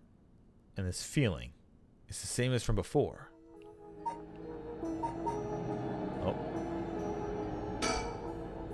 Could this be? Is this the darkness that the work of a curse? Have I already fulfilled its conditions to kill? Should I get out of here? Or should I stick around and figure out just what I'm dealing with? There. There's something over there. Is that a curse echo? A curse of the 7 mysteries given form? I knew it. There's a curse bearer around here.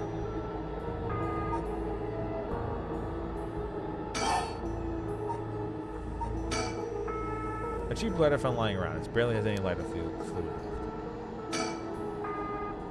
As that curse echo wasn't causing this darkness. It doesn't seem hostile. Is it trying to tell me to come closer? What should I do? Fuck it. Yeah, let's go. Nothing's gonna happen if I just sit and wait. Let's check it out.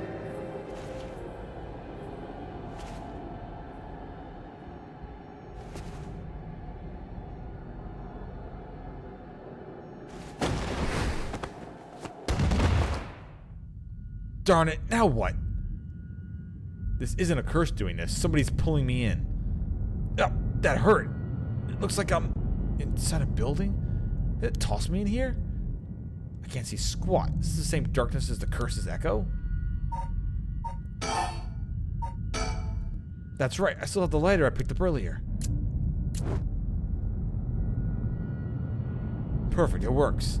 Now I can make out my surroundings a bit better. What the? Something. Drat. He's got a lighter. That ruins He's got a light. That ruins everything. Is someone there? Are you a curse bearer? It's over. Time to get out of here. Alright, well.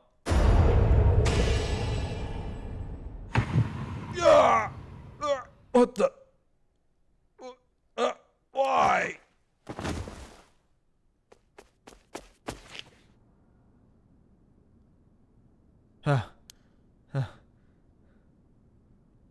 That was a close one. I didn't catch a glimpse of the curse bearer, but it seems like I'm alright. The cursed stone of the Whispering Canal has gained 30% soul dregs. His curse must have had something to do with the light and darkness. My guess would be the ever-burning lantern? So there's a connection between the 7 mysteries and the way their curses work. That might be useful to know. Alright, well that just fucking nuked somebody. Goddamn. If the ever-burning lantern is the curse responsible for this, I guess maybe its conditions is something about me being in total darkness? It's a good thing I had this lighter if it seems to have saved me.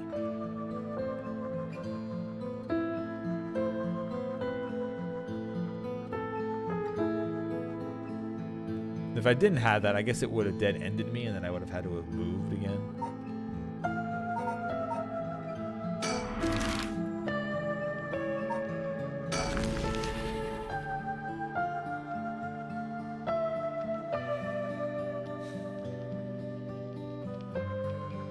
I'm here at Honji Bridge, the location linked with the beckoning light.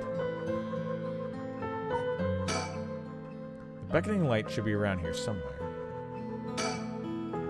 The other side of the industrial district. And further down from the bridge is the temple from which it gets its name. Hardly anyone's around, not surprising seeing it's past 2 in the morning. It feels like the whole world's gone to sleep. Hoanji Bridge is a pretty unusual structure. The ends are stone, but the middle is steel. The Hyoku River beneath is actually a canal that was dug during the Edo period. Someone's standing on the bridge, silhouetting themselves against the sky.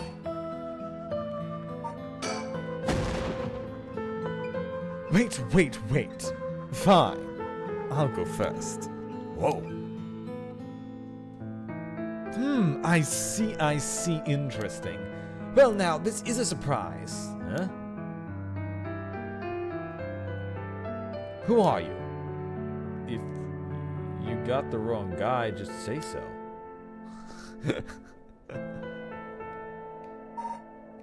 It's MJ. There's a flamboyant fellow. I wouldn't bat an eyelid if this were the inner city, but he stands out like a sore thumb in these parts. Come now, it won't hurt to at least tell me your name. What are you doing here? Very good. You shouldn't give up your name so easily, especially not to strangers. Gone is the age when when might made right. Nowadays, it's information that rules the world. You do well to remember that. You're the one who asked. Your name, your address, your phone number, your age, your occupation, your personal information is much more valuable than you might think. You should treat those things with care. So, I guess you don't plan on telling me anything either then? You can call me Richter Kai, private detective. But didn't you just say not to? Never mind. You say you're a detective. That's correct. I'm a man who deals in secrets. Don't expect me to share any more information with you, though. I only told you that so I would have an understanding. Private Detective Richter Kai.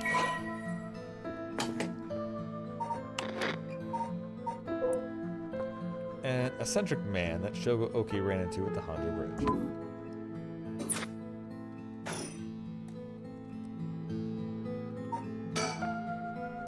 detective? Really? Looks like that? He may look ridiculous, but he knows what he's doing. I don't want him to find out about me. I don't think he's a curse bearer, so I'm better off just leaving him alone.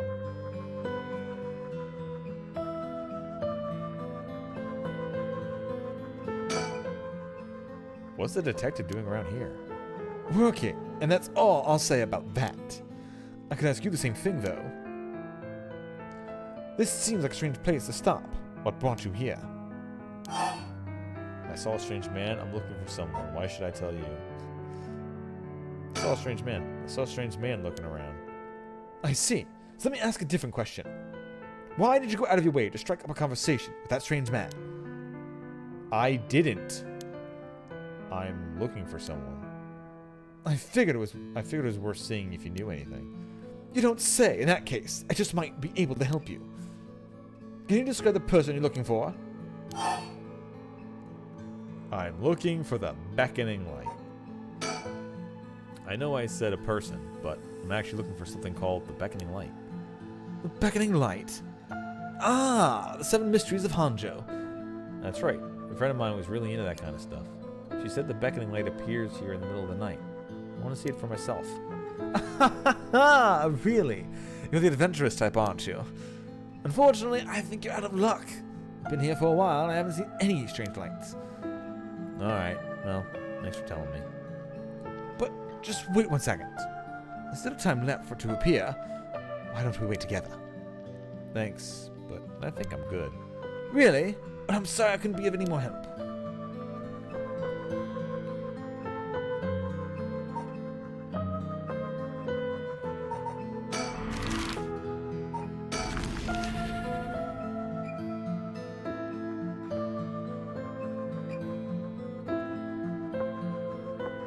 Doesn't seem like I'm making any more progress investigating the haunting clappers.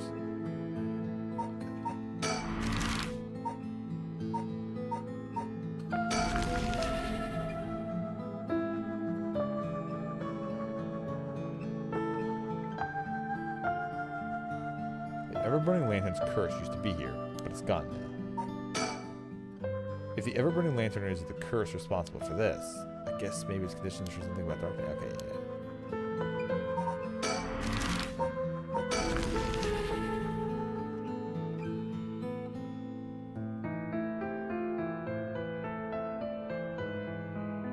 We're at the Hanjo Bridge, the location linked with the beckoning light. Something else you need? No, I'm just passing by. Is that so?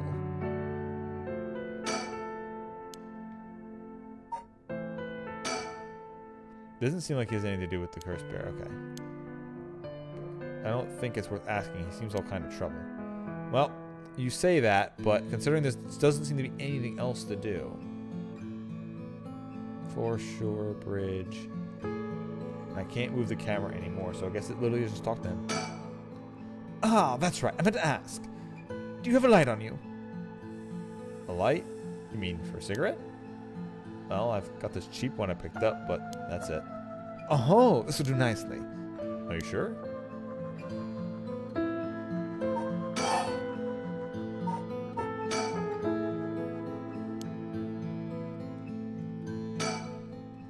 Anyway, I should get back to work. Once you're gone, of course. Is there a reason I can't be here? Of course. My work is top secret.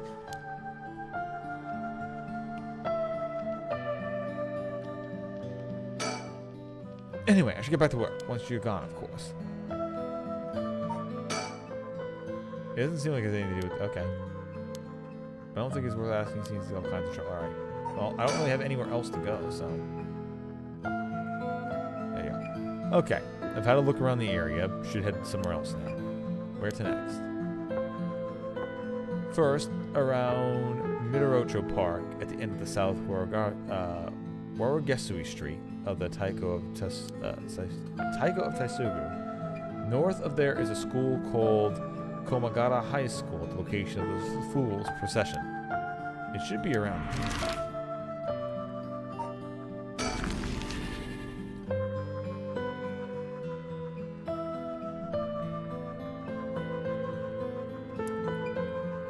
Here I am at Komagata High School. there's no sign of curse bearers or curse echoes, I should just go search a different location.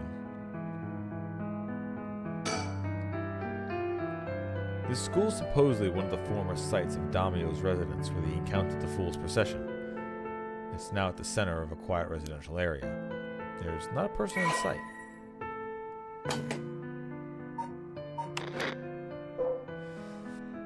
A co-educational municipal high school with 632 attendees.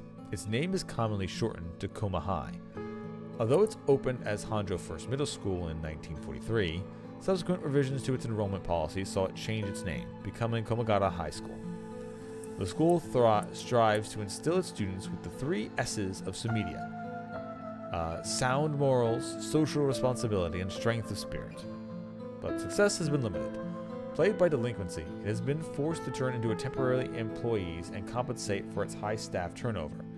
And its sports club faces challenges. With its inner-city location and small campuses, its traditional cultural research club is thriving. However, even issuing regular bulletins is a collaboration with the local records office.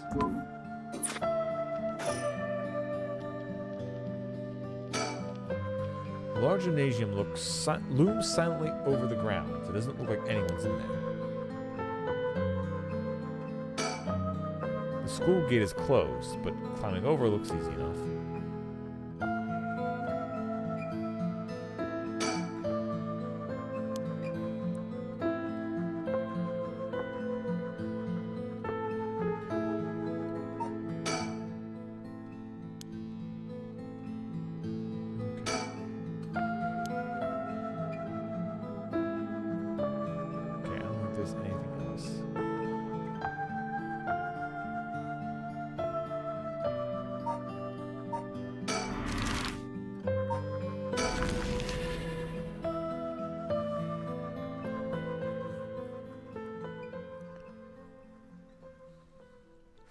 This is Midorochio Park, location of the Taiko of Tsugaru, one of the 7 mysteries.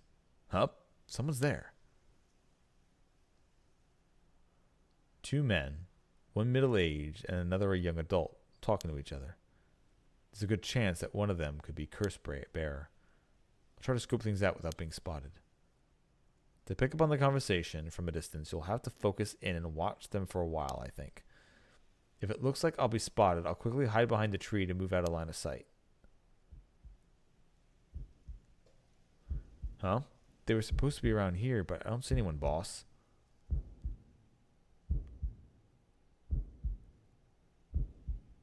No need to get ahead of yourselves. I bet we'll see something before the night is done.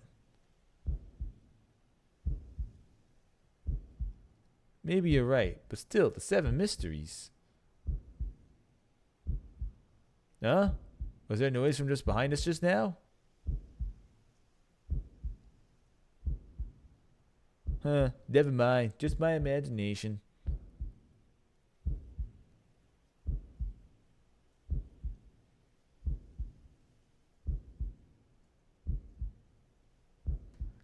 But does the curse really let you kill someone with an object like that? Huh? Sorry, something's bugging me. I'm gonna have to check back there.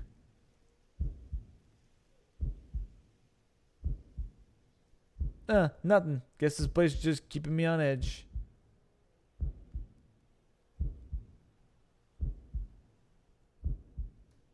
I should be okay. Now listen to the rest of their conversation. Yep, there he goes. Ha ha! Sorry, sir. Would you mind if I asked you a few questions? Yep, they found me. Oh, you 2 are police officers? People often say we don't look it. Sorry if we startled you. I'm sure there's no problem, but we have to ask you some questions as procedure. Oh, I'm Juniro. I'm from the Metropolitan Police Department, Investigative Division. Juniro. And this old guy would be scowling mug as Chief Inspector Tetsuo Tsutsumi. There you go. Tetsuo Tsutsumi, my superior officer. You wouldn't guess with that frown, but he's actually quite the sweet tooth.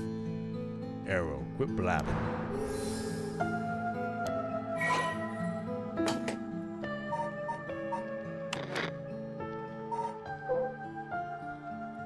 Gruff police detective that Shogo Oki met at Midorocho Park. Fresh-faced police detective that Shogo Oki met at Midorocho Park. Uh-oh, they're detectives. Not investigating the corpse that was here, are they? No, I'm just fine anyway. It's not like a curse would show up as evidence in a police investigation. I can hardly believe how calm I am. I just need to keep a cool head and not panic. He's as intimidating as I expect a veteran cop to be. First, that private detective, now police detectives? Why today of all days? I always imagined detectives as blunt and aggressive, but I guess there are some pleasant ones too.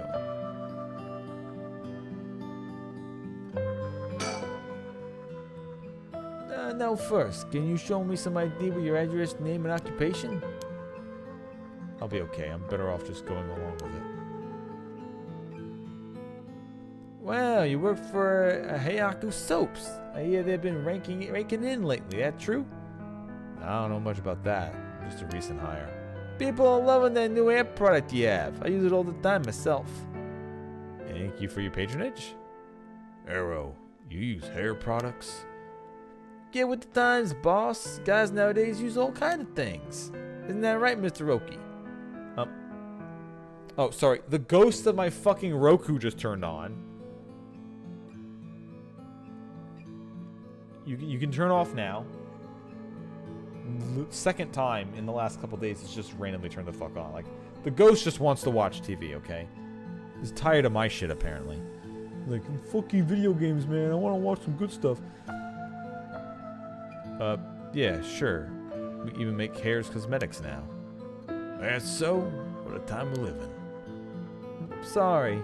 Boss is the kind of caveman who thinks using only a bar of soap for all his washing makes him cool or something. I don't think that. I just don't care enough to use anything else. Actually, we do have all-in-one soaps just for that purpose. There are plenty of people like you. Ah, you that Arrow? That's what I'm talking about. You should put on one of those. Aren't you all riled up? I'll leave the questions up to him. I got nothing to ask. Anyway, Mr. Oki, what is it that you're doing here? Actually, I'm searching for the 7 mysteries.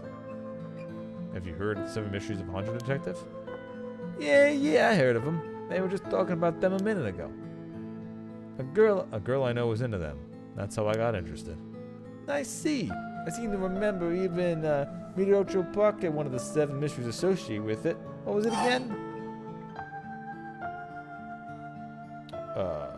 That's the old one?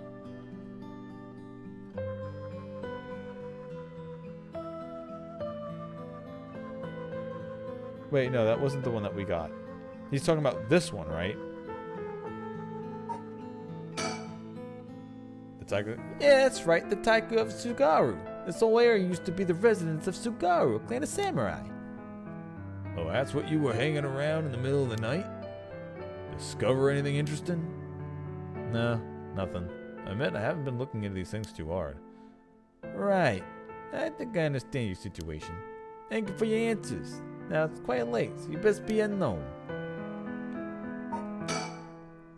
I have to figure out whether or not they're the curse bearers first. With 2 of them, the bearer could be either one.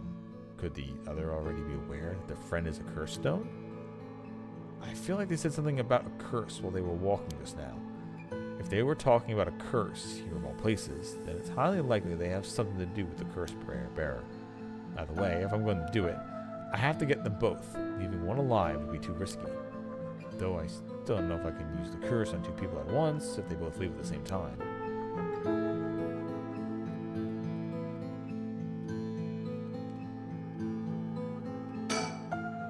Huh? Something wrong? Free to go. Excuse me. Since you detectives are around, does that mean something happened around here? Yeah, well, we are investigators, so it is indeed related to a case. But don't worry, there's no threat to civilians whatsoever. We'll be here a while longer looking into things. You can rest easy. A while longer, huh? That's not good. This may be my only chance. I see. Well, I'll be going now. Take care. We're done here. Go on home.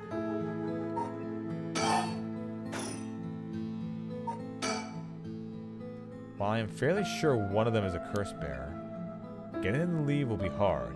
Maybe I should go somewhere else before they get away any more suspicious of me? Well, I only have one area place to go, and that's back to the school.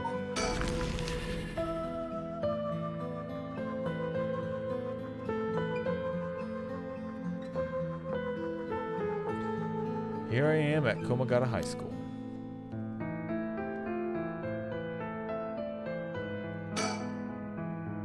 Let's see here. Aha! Someone's here. Huh? Whoa, what the? Ouch. I'm so sorry. Are you okay? Yeah, I'm fine, but did you just climb over the school gate? A girl in a school uniform came climbing over the front gate. She must be a student here. Huh. That thing she's hiding in her hand. No doubt about it. That's a curse stone. This girl's a curse bearer. And this is the fool's procession, okay? That girl, if she's a curse bearer... What's going on? Why are you at school this late? Play the game in the middle of the night. Night terrors, okay? Oh, because it hit midnight. Oh, okay. I probably got an achievement because I'm playing the game at midnight. Okay. Well, I'm really sorry, but I'm in a big hurry right now, so I gotta go. Okay, so let me just do a quick save. Because the last time I didn't use it, and it still activated and killed them anyway.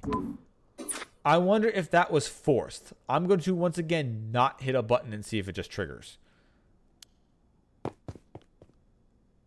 Hey, wait. Huh?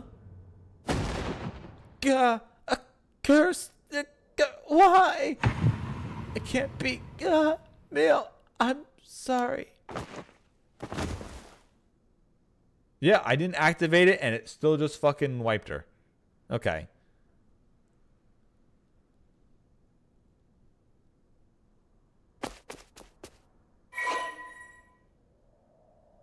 Only 6%. I had one, then it went to 30, and now it's only 36. So that wasn't a curse. But once again, I didn't activate it. Like I didn't attempt to use it. This is just some. Okay, so the way this is working is fucking wild, because the way my curse is currently working, anybody who I meet who goes away from me and not me from them just fucking dies. Like, I'm not even trying to use it. If I sit on a bus and a bunch of people are on the bus and they get off at their stop, do they just fucking die? If I go to a store clerk and say, hey, can you get that for me back there? And they walk to go get it, does that just fucking kill them? This thing is fucked if I'm not actively triggering it. Especially since I wanted to talk to her more. And the game just fucking kills her off.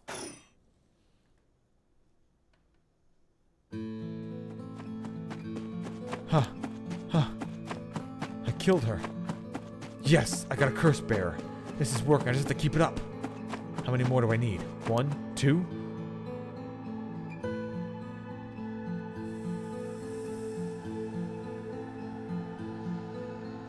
Alright, on to the next one. First, the one-sided reed by Ryoku Bridge. Then the evergreen beach by the former Yasuda Gardens along the Sumida River. Finally, Sumida River.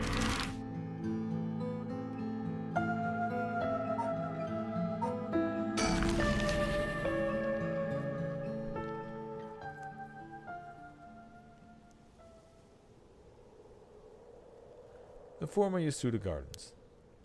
There was some kind of incident here recently, so the entrance was closed off. But it was easy enough to sneak in since there are no guards at this time of night. However, question is, what do I do about this? It feels weird being in the magnificent gardens after hours. There's not a visitor or groundskeeper in sight. The Ryogoku Public Hall is also on the grounds. Its eye-catching structure makes this place feel even more otherworldly. A lush green park administered by the Sumida city. It is common in traditional Japanese gardens. Its large central pond is shaped like a character of a heart. The paths that crisscross the ground, lined with stone lanterns, and perfect for strolling while appreciating the foliage or birdwatching. The gardens once pulled in water from the Sumida River so that its pond would ebb and flow with the tide. A novelty in Edo, which had begun filling in the bay to support its expansion, but the practice has been discontinued in modern times due to flood prevention measures.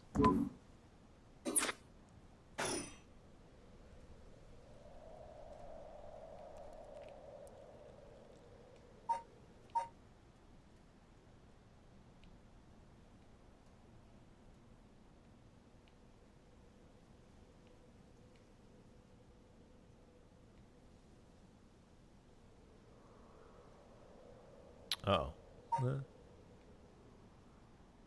Bum bum.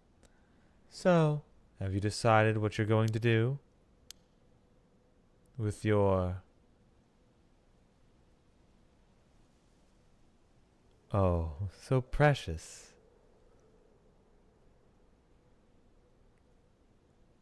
Curse stone? Yeah. As soon as I snuck into the gardens, a woman inside called out from behind me. I've been waiting for you. I have a cursed stone. Her sudden proclamation had me at a loss for words, so the woman continued. I have you in a position where I can use my curse on you whenever I please. If you hand over your cursed stone, I will at least spare your life. In that moment, all I could squeeze out in reply was, let me think about it. Which brings us to now. Alright. Damn it! Did I expose myself somehow? She said she can use her curse on me anytime. I guess I've already fulfilled its conditions. It could be a bluff, but since she seems to have information on me, it's probably true. I can't hand over my curse stone. I need to figure out what her curse is activated to find a way out of here. For now, maybe I can get some information by talking out something that'll catch her interest. A woman in her 30s. She has a refined air about her, like she was brought up in a family of high social standing. But I also sense a shadow hanging over her. I wonder if it has to do with this place.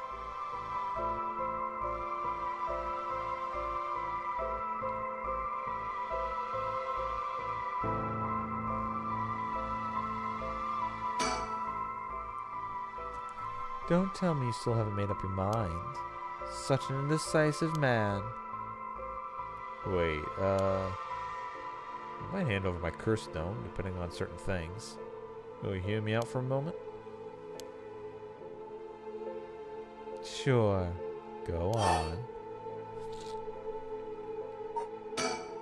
No, if we're gonna talk, we should get to know each other better. My name is Shogo. Stop. Huh? Let's not do that, alright? If I know your name, I might start to feel sorry for you. And I have a harder time killing you. You would? Don't you think? 7.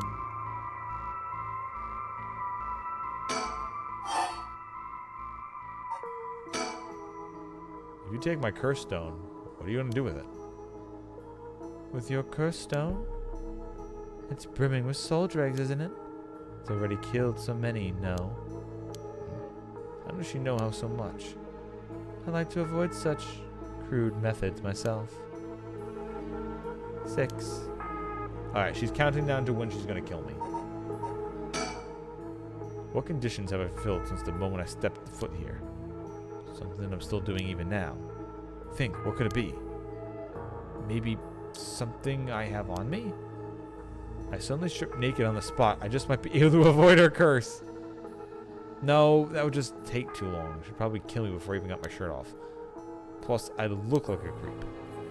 The other possibility is that the condition has to do with the location we're in. If being here is what activates the curse of the Evergreen Beach, then I'll continue to meet that condition as long as I'm here. In which case, there's no escape. She'd activate the curse before I got away from the gardens. I'm sure I'd recognize it after setting it off, but it's not like I get to do things over. Actually, it would be.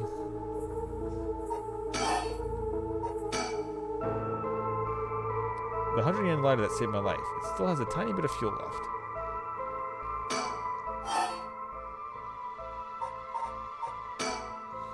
If you want soul dregs, that means you're after the rite of resurrection too. Not that I'm trying to compare our circumstances, but can I ask what led you to this? Oh my. Do you mean that if my situation is more dire than yours, you give me your stone, you give your curse stone to me? Sure, I'll consider it. So, tell me. Liar. Huh? You wouldn't hang your fate on something as superficial as that. Nor would I. 5.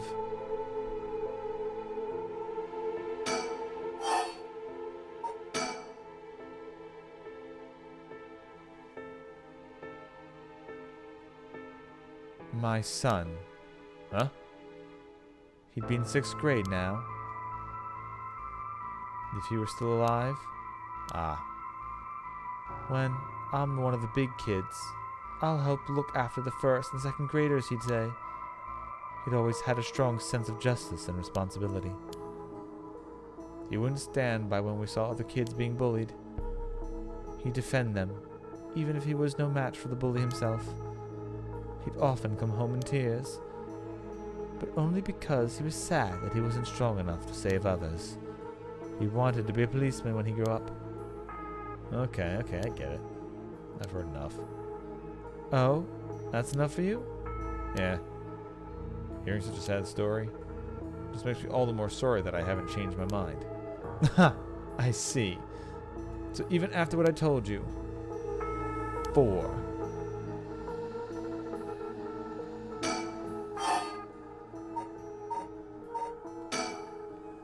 You still won't hand it over? Okay, 3. Well, what if you just tell me your name? Why? Well, I need to call you something. Then call me ma'am. Huh? Alright, ma'am. Yes? What is it? No, this is bad. She's completely running the show here. 2. So if I can't figure out her curse, I'll have to set off my own. I don't see how I could make her leave, though, not while she has the upper hand. All I can think of is to make her use her curse. Damn it. But there's no way I could counterattack after she curses me.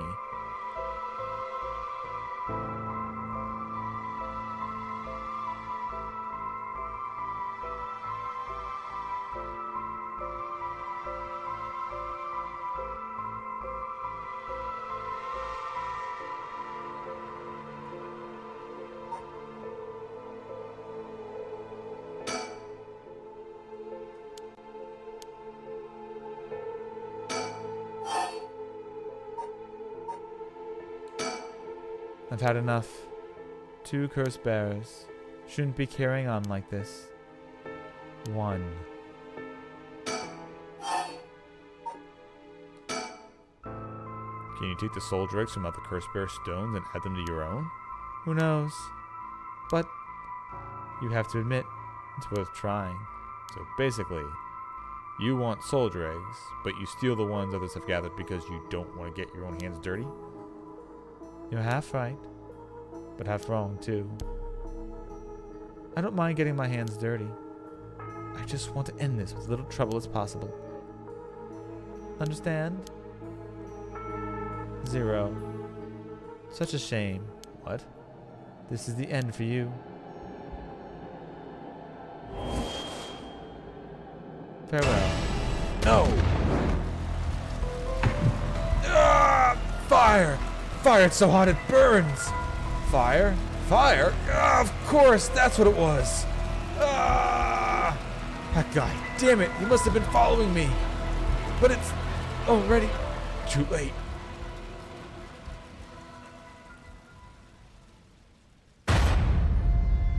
Shogo Oke, deceased.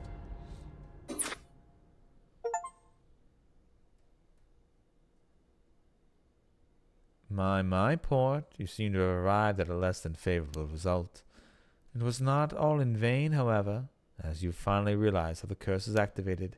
Fear not, you may make as many attempts as you please from the conversation with the lady. But bear in mind, Shogo Oki has no way of realizing it himself. You must react for him.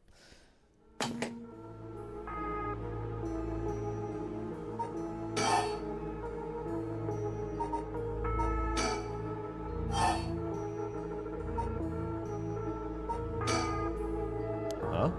Throw away the slider? Why would I suddenly get this impulse to do that? Yeah, throw it away. Not sure why, but here goes nothing. Huh? What did you just... Why? Why throw your light away all of a sudden? Huh?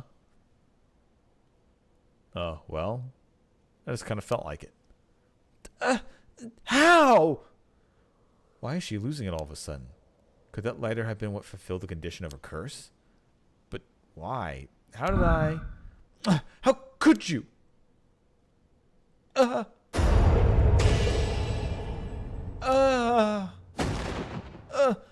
This can't be.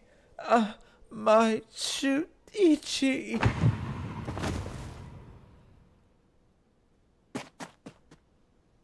Okay, the detective guy has been following me.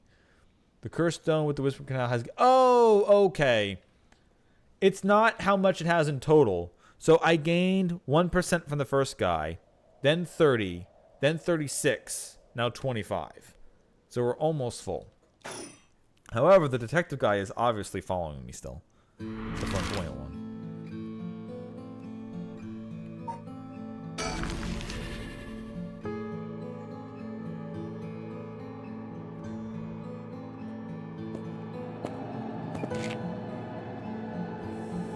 Hey, quick question for you. What the? Sorry this is so sudden, but I gotta ask. You don't mind, do you? Are you a curse bearer? What? Huh? Is this his curse echo? Why would he out himself as a curse bearer like that? Don't tell me it has something to do with activating his curse. Which one are we at? Ryogoku Bridge.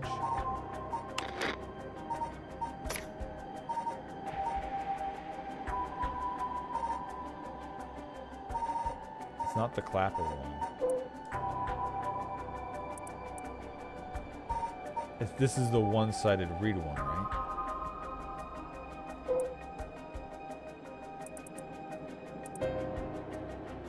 Enraged by her indifference to him, he bought a dagger in the canal near the bridge and attacked her and cut off an arm and a leg.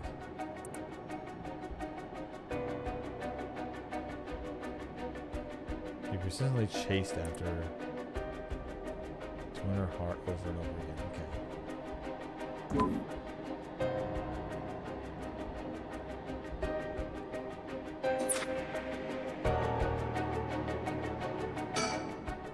Making it obvious that he's a curse bearer himself, what's he trying to pull? Maybe he's confident that he can activate his curse before I activate mine. Gotta be careful. How should I respond here? Yeah, I'm a curse bearer too. Yeah, I'm a curse bearer too. I appreciate the honesty. I just want to have a nice calm little chat. The name's Utaro Namakagi. My curse echo is the foot washing mansion. Oh, it's the foot washing one. Okay. So, washing the feet, and then it fixed everything, and then changing houses, and it stopped happening.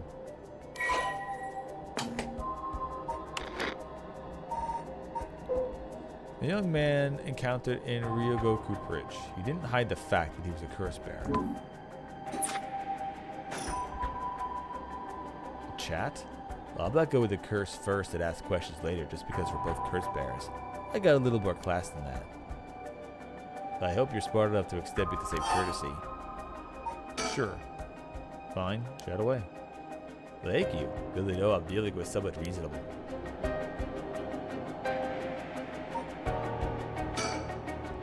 The large bridge here is called Ryogoku Bridge. Crossing the river leads to Nihonbashi Bakarocho in Chu City.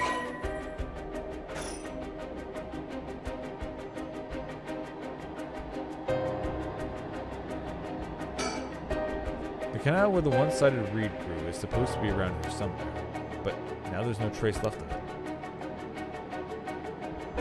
I think is he lying? I mean, it is a pair of feet, but is he lying about which one he has?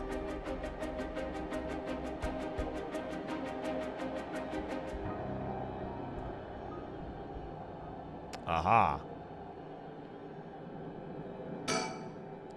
What the? How did you... Oh, don't mind me. Yutaro said he wants to talk. You better answer quickly before... Well, you know what? No, you're definitely fucking important. Whoa, there's a woman behind him? What does she have to do with this? Are there two of them gathering soul dregs together?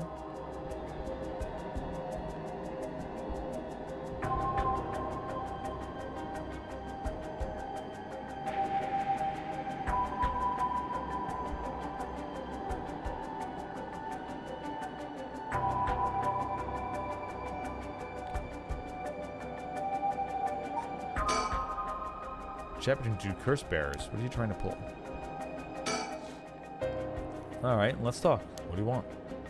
Right. I'll cut straight to the chase. Will you join forces with me? Join forces? The other soul dregs? Yep. You're using your curse because there's someone you want to resurrect too, right? In that case, I'll be more effective for the two of us to work together than to do it all by yourself. Honestly, dude. Honestly. I have literally not tried activating my curse a single time. It literally just fucking kills people. It just like, the moment the conditions are filled, it keeps doing it. I'm not even trying to activate it. I have literally not hit the button on purpose. And the game keeps killing them. I'm not doing this. Well, in that case, would it be more effective for the two of us to work together than to do it all yourself? Think about it. We could split up the work and we'd have two kinds of curses at our disposal. Working together? I haven't thought about that before. Can the soul dregs in one curse be moved to another? It's a fundamental requirement for this to work. Well, we'll have to test it, and I can't do it alone either. I see.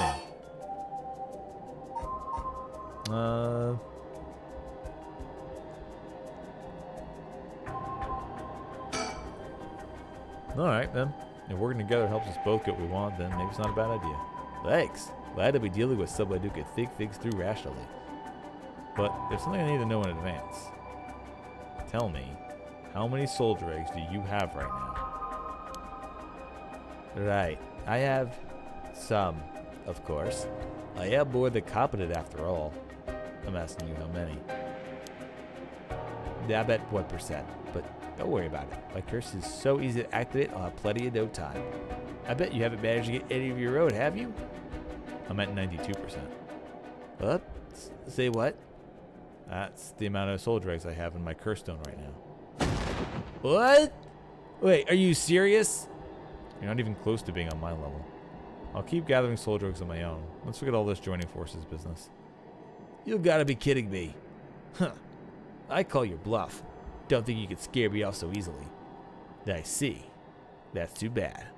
If you don't feel like talking then, you leave me no choice. I even gave you a chance to come out of this alive. Real shame you just go to waste it. What are you... What the... Is this the voice of the curse echo? Among the 7 mysteries, the resentful memory of the foot-washing mansion is particularly strong. You can't block it out by plugging your ears as soon as you hear the voice of my curse echo. It's the end for you. Damn it. Okay, that's a weird death ending. Like, sure, we'll work together. He doesn't have that many. I have a lot, and then we don't work together. Like that was a weird one. But my point, you seem to have arrived at a less than favorable result. This is the conjecture on my part, but you have a way to evade curses that no one else is capable of, do you not? Fear not. You may make as many attempts as you please in this conversation. Okay, sure. Very well. Remember to ward off the curse before it is activated. But bear in mind, Shogo Oke has no way of realizing it himself, so you must react for him. Yeah. Okay. So I need to just not hear things? I don't have any other items.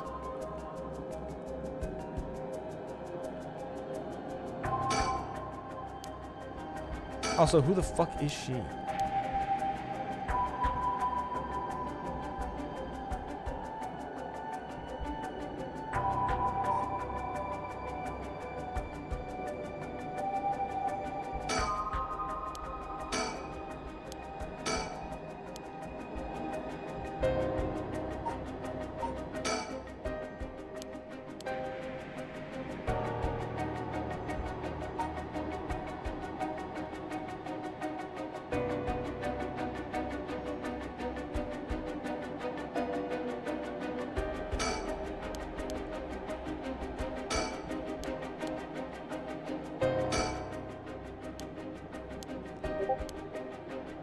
What are you doing forces with me?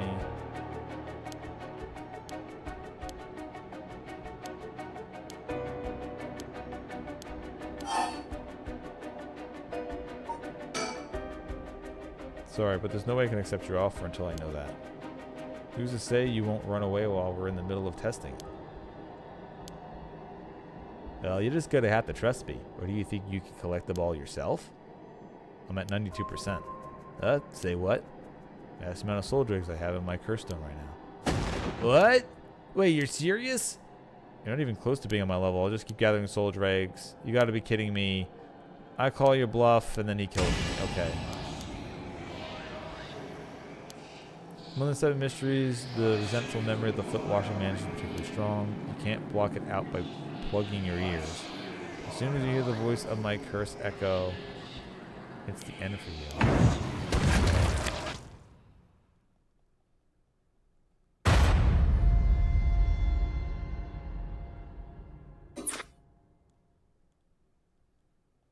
Alright, so talking to him any further causes the death to happen. You have a way to evade curses that no one else is capable of? Oh. Alright, okay. I think I know what I'm supposed to be doing here. It's a puzzle game, right?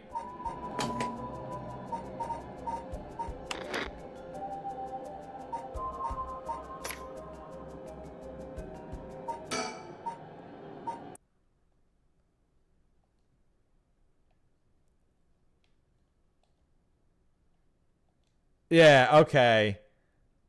It's a puzzle game. We have a way of doing it where we just turn the volume off.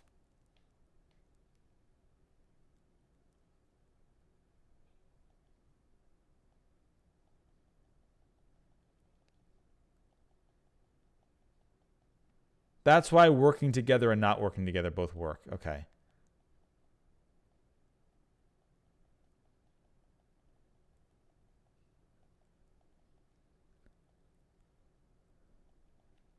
I see. That's too bad. After I target, it leave me no choice. I even gave you a chance to come out of this alive. Real shame you just gonna waste it. What are you? But the 7 mysteries, the resentful memories of the foot washing bench is particularly strong. You can't block it out by plugging your ears. Damn it. Huh? A voice? I don't hear any voice. What? There's no way. And yet there he is, perfectly unharmed. How? What's going on here? I don't completely understand it myself, but his curse conditions don't seem to have been met. This is my chance. Utaro, your curse won't work on me. I'll let you off easy today, so get the hell out of here. You son of a... Fine, I'll be on my way then. But mark my words, I'll make you regret this. Why?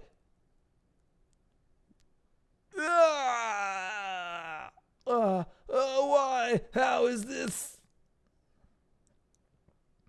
Once again, didn't actually activate it myself. The Cursed Stone in the Whispering Canal has gained 20% soul dregs.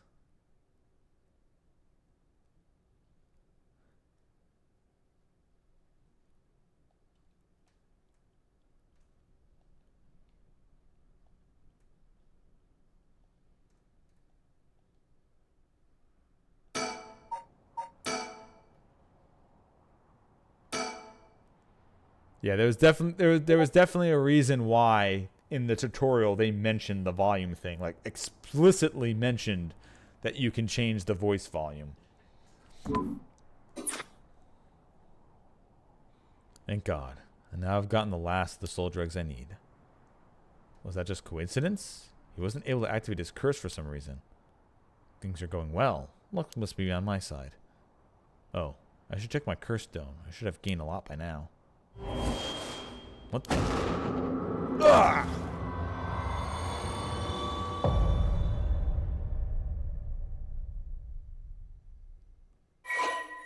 Story chart unlocked.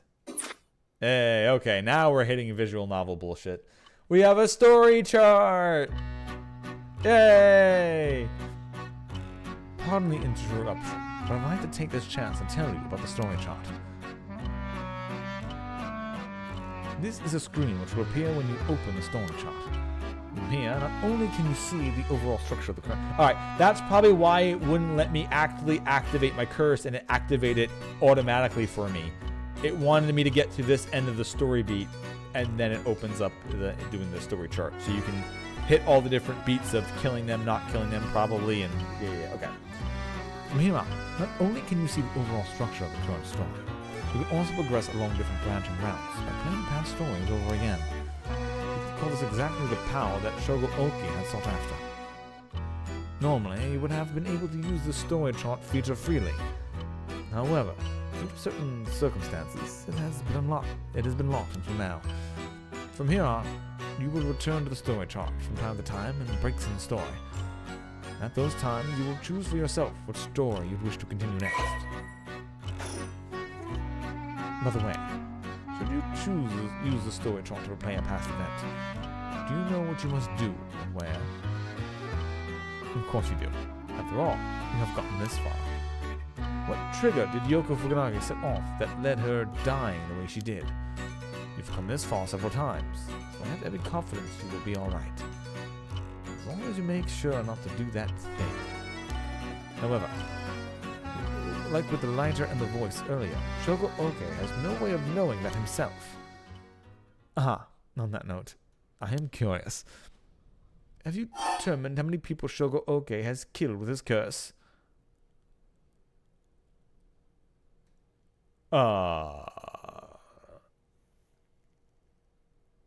Wait. I didn't.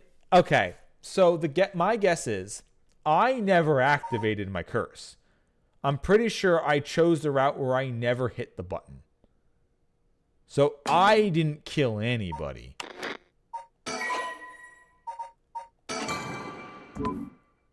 I don't think I actually killed anybody with the curse. It all just activated without me activating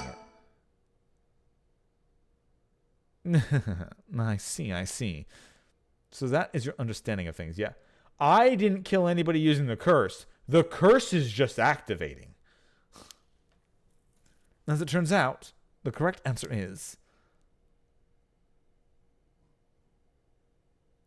4. It still is 4. Okay. So the game is telling me it's not that I activated it.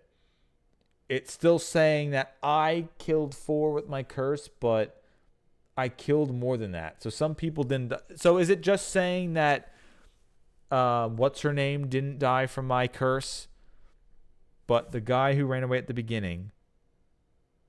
No. All right. Okay. If my curse killed 4 people, you have Yoko at the beginning, the original guy who came to talk to me. Then you've got the guy with the light that I used the lighter and I finished him off. Then you've got the girl at the school. Then you've got the lady at the park. And then you have the final guy we killed just now. So technically, I've killed 6. So 6 people have died. I'm assuming I did not kill Yoko. Which means that one of the other 5 people that died wasn't from me. Because you have the guy who pulled me into darkness, the schoolgirl, the guy I just talked to right now, and then the tree lady.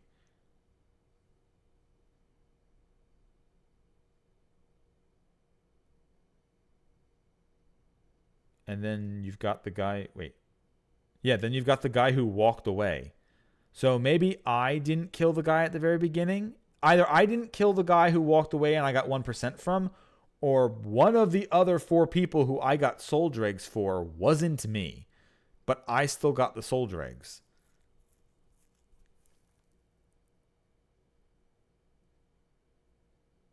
Huh.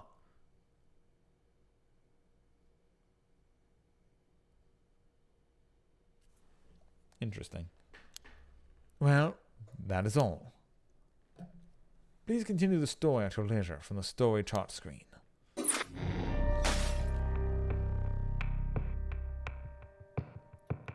Okay, so there's the very beginning and the talking.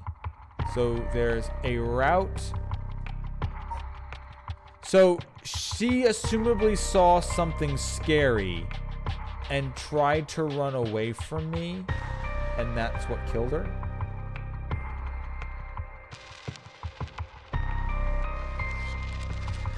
And the rest of this just doesn't matter. Alright, let's try.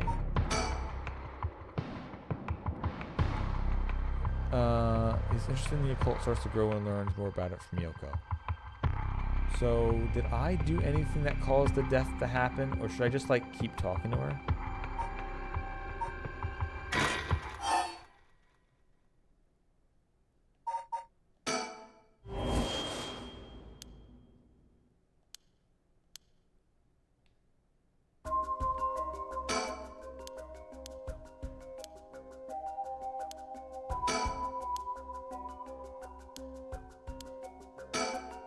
It's no use, she's in no condition to talk. Keep yelling her name. Huh? What? Is calling her name really gonna help? I'm already yelling as hard as I can. Shouldn't I look for what's causing this? There's nothing there. Yoko, hang in there. Yoko, look at me. You're going to be okay. It's alright, there's nothing there. Yoko!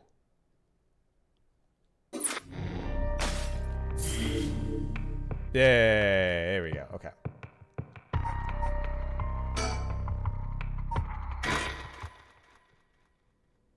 So that's somebody else's curse that got her to die.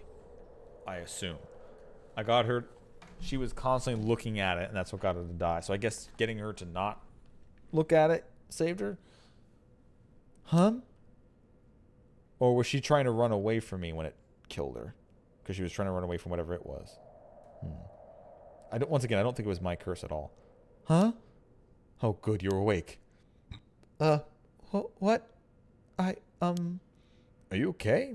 You were so rattled and confused, I thought I really lost it. Do you feel dizzy? Have a headache? Or your humor's off balance?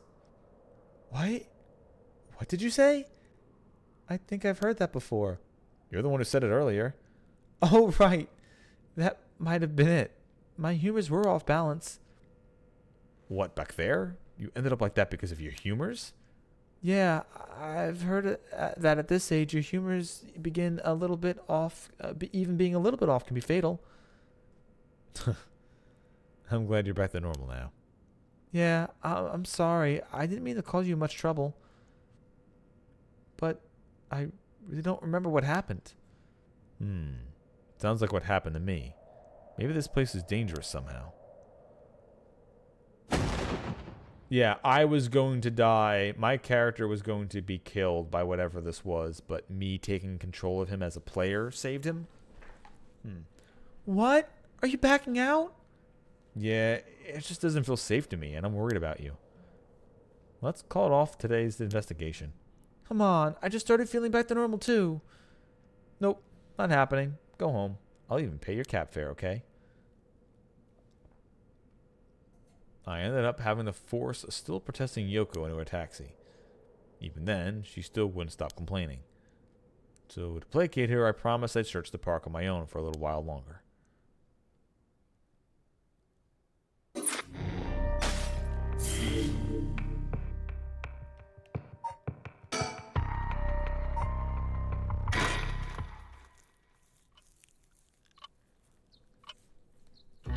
Shogo Oki, 5 a.m.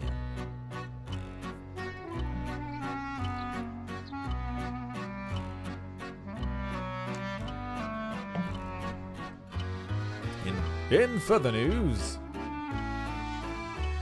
before dawn today, a police officer on patrol discovered a man collapsed in Sumida City Park.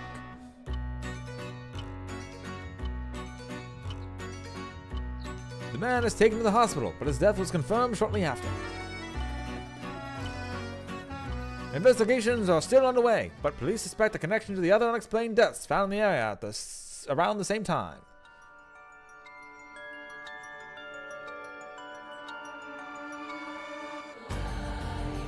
Paranormasight. 7 Mysteries of Hanjo.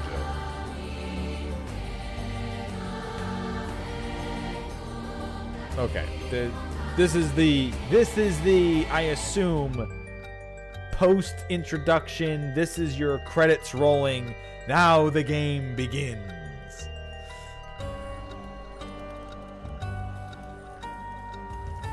Although I'm surprised I got enough souls to resurrect somebody just kind of ends there. Assumably it's going to pick up somewhere else. Or it's going to pick up with Yoko following me and my death.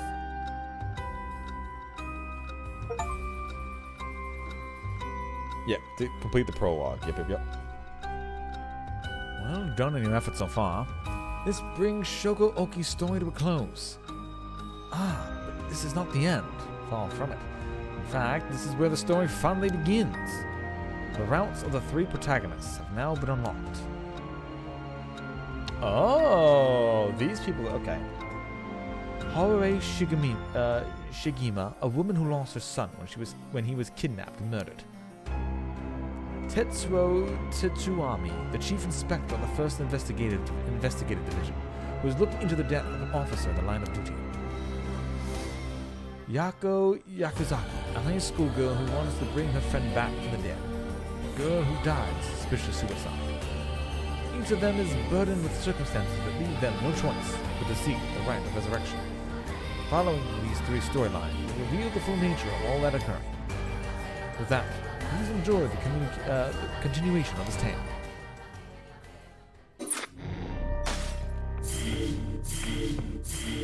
Okay. Well, this is, I guess, a good spot to end this then. So the prologue is with him, and apparently you could do his storyline where he just kills all the main protagonists, except for Tetsuo, I guess. He kills 2 of the other main protagonists, and then goes and resurrects, what's her face? I assume. Although the detective guy definitely, I think, killed some of them and not me. I don't know, it's weird.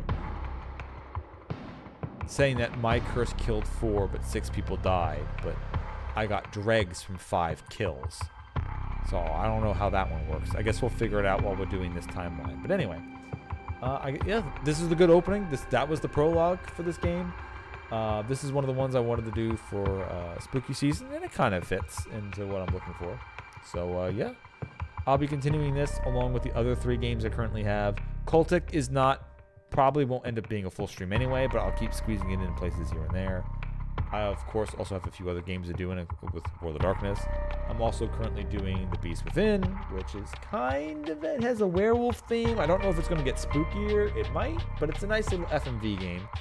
And then I have some other more traditional horror-ish games to do as well. But this one is what I meant to be like my meat and potatoes for the Halloween season.